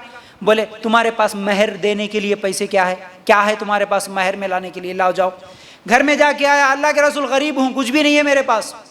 अरे सोने की नहीं तो कम से कम लोहे की अंगूठी है तो दे के लेके आ जा, उसको महर बना के तुम्हारा निकाह कर दे तुम। जाओ। पूरा ढूंढ के आया, लोहे की अंगूठी भी नहीं है घर में। अल्लाह के रसूल वो भी नहीं है। तो बोले अच्छा ठीक है। उस औरत से पूछे तुमको कुरान कितना याद है? इस मर्द से पूछे तुमको कुरान कितना याद है? इस मर्द को कुरान की कुछ सूरतें ज्यादा याद थी। अल्लाह के रसूल बोले ठीक है, इस कुरान की आयतों को महर बना के मैं तुम दोनों का निकाह कर देता हूँ। महर ये है कि तुम शादी के बाद तुम्हारी बीवी को ये कुरान की आयतें सिखा देना, यही महर है। जाओ, तुम दोनों का निकाह पढ़ा दिया, मियाँ बीवी है, जाओ घर को चले गए, हो गया निकाह। ये इस्लामी निकाह था। सईद बिन मुसैब रहमतुल्लाह अलैह का भी वाक़या सुनाता हूँ। सिर्फ सहाबा ही नहीं करे ये, बाद के उलामा भी ये करे। अल्हम्दुलिल्लाह आज भी हो रहा है, आज भी करते हैं। जिन लोगों को इस्लाम से मोहब्बत है वो ज़रूर करते हैं ऐसा निकाह। सईद बिन मुसैब रहमतुल्लाह अलैह बहुत बड़े आलिम, उस ज़माने का बहुत बड़ा बादशाह भी उनको ऑफर दिया था, तुम्हारी बेटी को मेरे घर की बहू बनाओ, मुँह मांगी कीमत दूंगा। बोला नहीं, मैं नहीं देता हूँ। फिर सईद बिन मुसैब रहमतुल्लाह एक स्टूडेंट जो कि 2-3 दिन से बयान सुनने के लिए नहीं आ रहा था, पूछे क्यों नहीं आया? बोले कि सईद आलिम साहब, उस्ताद जी, मेरी बीवी का इंतकाल हो गया, गरीब हूँ मैं, उसके कफनाने दफनाने में रहा इसलिए नहीं आ सका। अच्छा, बीवी का इंतकाल हुआ तो फिर दोबारा शादी करने का इरादा है? बोले कि उस्ताद मुझे कौन लड़की देगा? बोले मेरी बेटी है, कर लेगा। वक्त के आलिम मस्जिद नबवी में, जहां आज हम उम्रा और हज के लिए गए, जब देखते ना मस्जिद नबवी मदीना में, उस मस्जिद में बैठ के दर्स देने वाले सईद बिन मुसैब, मैं मेरी बेटी को दूंगा। कौन सा? वो गरीब जिसकी एक बीवी थी, बाकी कोई भी नहीं है। बोले कि उस्ताद तुम मुझसे मजाक तो नहीं कर रहे? नहीं मजाक नहीं कर रहा हूं, सही बोल रहा हूं, इरादा है निकाह करने का। बोला भी दूंगा। ठीक है, गए बेटी से पूछे, बेटा मैं तुम्हारा निकाह करना चाहता हूं फला आदमी से। लड़की राजी। आए, मस्जिद में बैठे हुए 2 लोग थे, مسجد میں جو نماز کے لیے ان کو بلائے، اجی تم دونوں نے گواہ رہنا، میں میری بیٹی کا نکاح فلاں آدمی سے کر دے رہا ہوں، وہیں پر اٹھے خطبہ پڑھا دیے، نکاح پڑھا دیے، جاؤ بول کے بھیج دیے، شام میں اپنی بیٹی کو لے کے جا کے داماد کے گھر میں چھوڑ دیے، ہو گیا نکاح۔ نکاح اتنا آسان تھا۔ آج ہم جوڑے کے نام پر، جہیز کے نام پر، ہنڈے کے نام پر، دعوتوں کے نام پر، فنکشن ہال کے نام پر کتنی بڑی مصیبت ڈال لیا آج ہمارے اوپر نکاح کو۔ تو نکاح آسان کرو۔ آج غریب بچیوں کا نکاح نہیں ہو رہا، اس لیے غیر مسلموں کے ساتھ بھاگ رہی ہے، اسی لیے ہی اسلام چھوڑ کے بھاگ رہی ہے۔ تو نکاح آسان کرو۔ نکاح کے لیے صرف 4 شرائط ہے، یاد رکھو، 5 بھی بول سکتے، 4 ہے۔ کیا؟ ولی راضی ہونا، دوسرا مہر طے ہونا، 2 گواہ رہنا، ایجاب و قبول مطلب لڑکی لڑکا دونوں بھی راضی رہنا۔ یہ 4 چیزیں جہاں ہوتی ہے وہاں نکاح ہو جاتا ہے۔ یہاں بھی بیٹھے بیٹھے اگر یہ 4 چیزیں ہیں، یہاں بھی نکاح ہوتا، بس میں بھی ہوتا، سفر میں ہوتا، ٹرین میں ہوتا، جنگل میں ہوتا، کہیں پر بھی ہو جاتا۔ اتنا آسان تھا نکاح، اس کو آج ہم کتنا مشکل بنا لیے، اس لیے آج یہ پریشانیاں ہیں۔ تو بہرحال دوسرا حل، پہلا حل کیا ہے؟ دین کا علم سکھاؤ۔ دوسرا کیا ہے؟ کڑی نظر رکھو۔ تیسرا کیا ہے؟ نکاح جلدی اور آسان کر دینا۔ اور چوتھی چیز یہ ہے، آخری بات، دعوت دین کا کام کرنا۔ دعوت دین کا کام، کوئی نبی آنے والے نہیں ہیں۔ آخری بات کان کھول کے سن لو میری ماں بہنوں اور میرے بھائیوں، اب یہ ذمہ داری ہم سب کی ہے۔ اللہ تعالیٰ سورہ آل عمران آیت نمبر 110 میں اللہ تعالیٰ فرماتے ہیں، کنتم امۃ اخرجت للناس تأمرون بالمعروف وتنہون عن المنکر، تم بہترین امت ہو، تمہاری ذمہ داری یہ ہے، تمہیں نکالا گیا اس لیے کہ تم لوگوں کو نیکی کی طرف بلاتے ہو، برائی سے روکتے ہو، یہ تمہارا کام۔ اللہ ہم کو یہ ذمہ داری دے کے بھیجے، ہم اس ذمہ داری کو بھول کے دوسری ذمہ داریوں میں لگے ہوئے ہیں۔ پیسے جمانا، کمانا، گھر بنانا، گاڑیاں، بینک بیلنس، یہ وہ، شادیاں، کھانا پکانا، اسی میں ہماری ذمہ داری سمجھ رہے ہم لوگ۔ میں، میری بیوی، میرے بچے، میرے شوہر، یہی میری زندگی ہے سمجھ رہے۔ نہیں نہیں، یہ سب ضرورتیں ہیں۔ اللہ تعالیٰ بولے یہ صرف ضرورتیں ہیں، سائیڈ میں رکھو، اصل تمہاری ذمہ داری دعوت دین کا کام۔ مسلمان عورت ہو یا مرد ہو، تمہارے آنکھوں کے سامنے کتنے بچیاں بگڑ رہی ہے، تمہارے آنکھوں کے سامنے کتنے بچے بگڑ رہے ہیں، تمہارے آنکھوں کے سامنے اسلام کو کتنا بدنام کیا جا رہا ہے، تمہارے آنکھوں کے سامنے نکاح کو کتنا مشکل کیا گیا ہے، تمہارے آنکھوں کے سامنے کتنے زنا ہو رہے، قتل ہو رہے، شراب پی رہے، سود کھا رہے، کیا کیا نہیں ہو رہا۔ یہ سب دیکھ کے بھی تم خاموش بیٹھو گے؟ نہیں نہیں، اللہ تعالیٰ کا حکم ہے، تمہارا کام ہے تم دیکھے، تم روکنا، تم کام کرنا۔ اب یہ بچیوں کو کون سکھانا؟ یہ بچیاں بیچاری ڈگری کر رہی ہے، جاب کر رہی ہے، ان کو نہیں معلوم اسلام کیا ہے، ان کے ماں باپ نہیں سکھائے ان کو بچپن میں، اسی لیے یہ لوگ بھاگ رہی ہے، بعد میں پستی آ رہی، بعد میں رو رہی ہے۔ اب ان کو کون بتانا؟ نبی آ کے بتائیں گے کوئی؟ عالم آ کے بتائیں گے کوئی؟ اب وہ عالم تو صرف، اب حالت کیا بولوں میں، عالموں کے بارے میں بھی کچھ بولنا بھی مشکل ہے، نہیں بولنا بھی مشکل ہے، خاموش بھی نہیں رہ سکتا، صرف مسجد میں تقریر کرو، اپنے روم میں چلے جاؤ، اس کے علاوہ کسی کے سوال کا جواب دینے کا عالم صاحب کے پاس ٹائم نہیں۔ اس امت کا درد نہیں ہے کسی کو، کسی ذمہ دار کو درد نہیں ہے، تکلیف نہیں ہے، میرے کو عہدہ ہونا، سیٹ ہونا، نام ہونا، تنخواہ مل رہی، نماز پڑھایا چلے گیا، اس کے علاوہ مجھے کوئی چیز کی ضرورت نہیں ہے۔ میری مسلمان بہن ایک کافر کے ساتھ گھوم رہی ہے، یہ تکلیف نہیں ہے آج۔ اللہ کے رسول صلی اللہ علیہ وسلم نے فرمایا ایک مسلمان دوسرے مسلمان کا بھائی ہے، تو ایک بہن، ایک مسلمان دوسری مسلمان کے لیے بہن بھی ہو سکتی۔ آج میری بہن چاہے وہ کسی بھی علاقے کی رہنے والی ہو، کسی بھی ملک کی رہنے والی ہو، اگر وہ غلط کام کر رہی ہے تو وہ میری بہن ہے۔ کلمہ پڑھنے کی وجہ سے اس کا میرا رشتہ ہے، ایمان کا رشتہ۔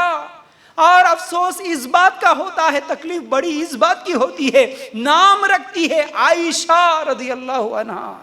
عائشہ وہ میری ماں تھی جو مومنوں کی ماں ہے، عائشہ رضی اللہ عنہا کا نام رکھنے والی۔ معلوم ہے آپ کو، نرمل میں 1 مہینہ پہلے کا نیوز آیا، عائشہ نام رکھنے والی مسلمان لڑکی اپنے ساتھ پڑھنے والے غیر مسلم لڑکے کے ساتھ عشق کر بیٹھی۔ اب ان دونوں کی محبت کو ماں باپ بھی انکار نہیں کر سکے، ہندوؤں کے طریقے پہ مسلمان اور ہندو سب مل کے ان کا نکاح کر دیے۔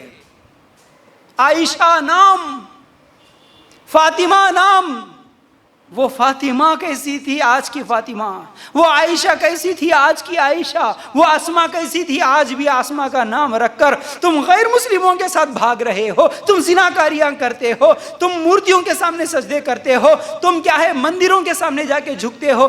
آج یہ حرکتیں کرنے والوں کو دیکھ کے مسلمانوں کو تکلیف بھی نہ ہوتی ہو، دل میں تھوڑا سا درد بھی نہ پیدا ہوتا ہو، ہاتھ اٹھا کے ان کے لیے کم از کم دعا بھی نہ کر سکتے ہو، ان کے لیے دعوت دین کا کام کریں گے، حق بات بولیں گے، یہ بھی فکر نہیں ہے، تو پھر تمہارے دل میں بھی ایمان مر چکا ہے۔ میں سمجھتا ہوں ایمان نام کی چیز ہی نہیں ہے پھر، اگر تکلیف نہیں ہو رہی تو۔ ایسے برائیوں کو دیکھنے کے بعد بھی چین سکون کی نیند سو رہے ہو اور دعوت دین کا کام نہیں کرتے، اور کرنے والوں کو ٹانگ پکڑ کے کھینچتے۔ یہ آج ہماری حالت ہے۔ اللہ کے لیے غور کرنا، بڑی تکلیف اس بات کی ہوتی ہے۔ تو ہم سب کی ذمہ داری ہے۔ ذمہ داری کیسے ادا کریں گے؟ بولنا سب کو نہیں آتا، کتابوں کا علم سب کے پاس نہیں ہے، اسلام کا نالج سب کے پاس نہیں ہے، تو کیا کریں گے؟ جس کے پاس جو طریقہ ہے، جس کو اللہ تعالیٰ نے جو چیز دیا، اس چیز کے ذریعے سے دعوت دین کا کام کرنا۔ آپ ایک پامفلٹ ساتھ میں رکھو، آپ ایک کتاب ساتھ میں رکھو، چلتے پھرتے کسی کو دعوت دو، اپنی مسلمان بچیوں کو کیسے سدھاریں اس کی فکر کرو، اپنے گھروں میں اجتماعات کرواؤ، یا اجتماعات نہیں کرا سکتے کم از کم ان بچیوں کو، ان محلے کے لوگوں کو بلا کے یہاں پر لے کے آؤ جہاں اجتماع ہوتا۔ اگر بول نہیں پہلے بولنے کی کوشش کرو، اس کے لیے سیکھو، تھوڑا سا ٹائم نکالو، وہ بھی نہیں ہو سکتا تو کم از کم جو بولنے والے ہیں ان کا سپورٹ تو کرو، ان کا ہمت تو بڑھاؤ کہ دیکھو آپ کرو، آپ کے ساتھ ہم ہیں، ہم ساتھ دیں گے، ہم سب مل کے کام کریں گے، ہم سب مل کے مسلمانوں کے گھر گھر کو جائیں گے، سمجھائیں گے۔ کم از کم یہ تو کر سکتے ہیں۔ ہم کوشش کریں تو ہزاروں راستے اللہ تعالیٰ کھول دیتا ہے۔ تو اسی بات کے ساتھ امید کرتا ہوں کہ بات سمجھ میں آ گئی ہوں گی۔ اللہ تعالیٰ ہم سب کو کہنے سننے سے زیادہ عمل کرنے کی توفیق عطا فرمائے۔ اللہ تعالیٰ ہم سب کو صحیح ایمان اور صحیح اسلام کیا ہے علم حاصل کر کے اس کے مطابق عمل کرنے کی توفیق دے دے۔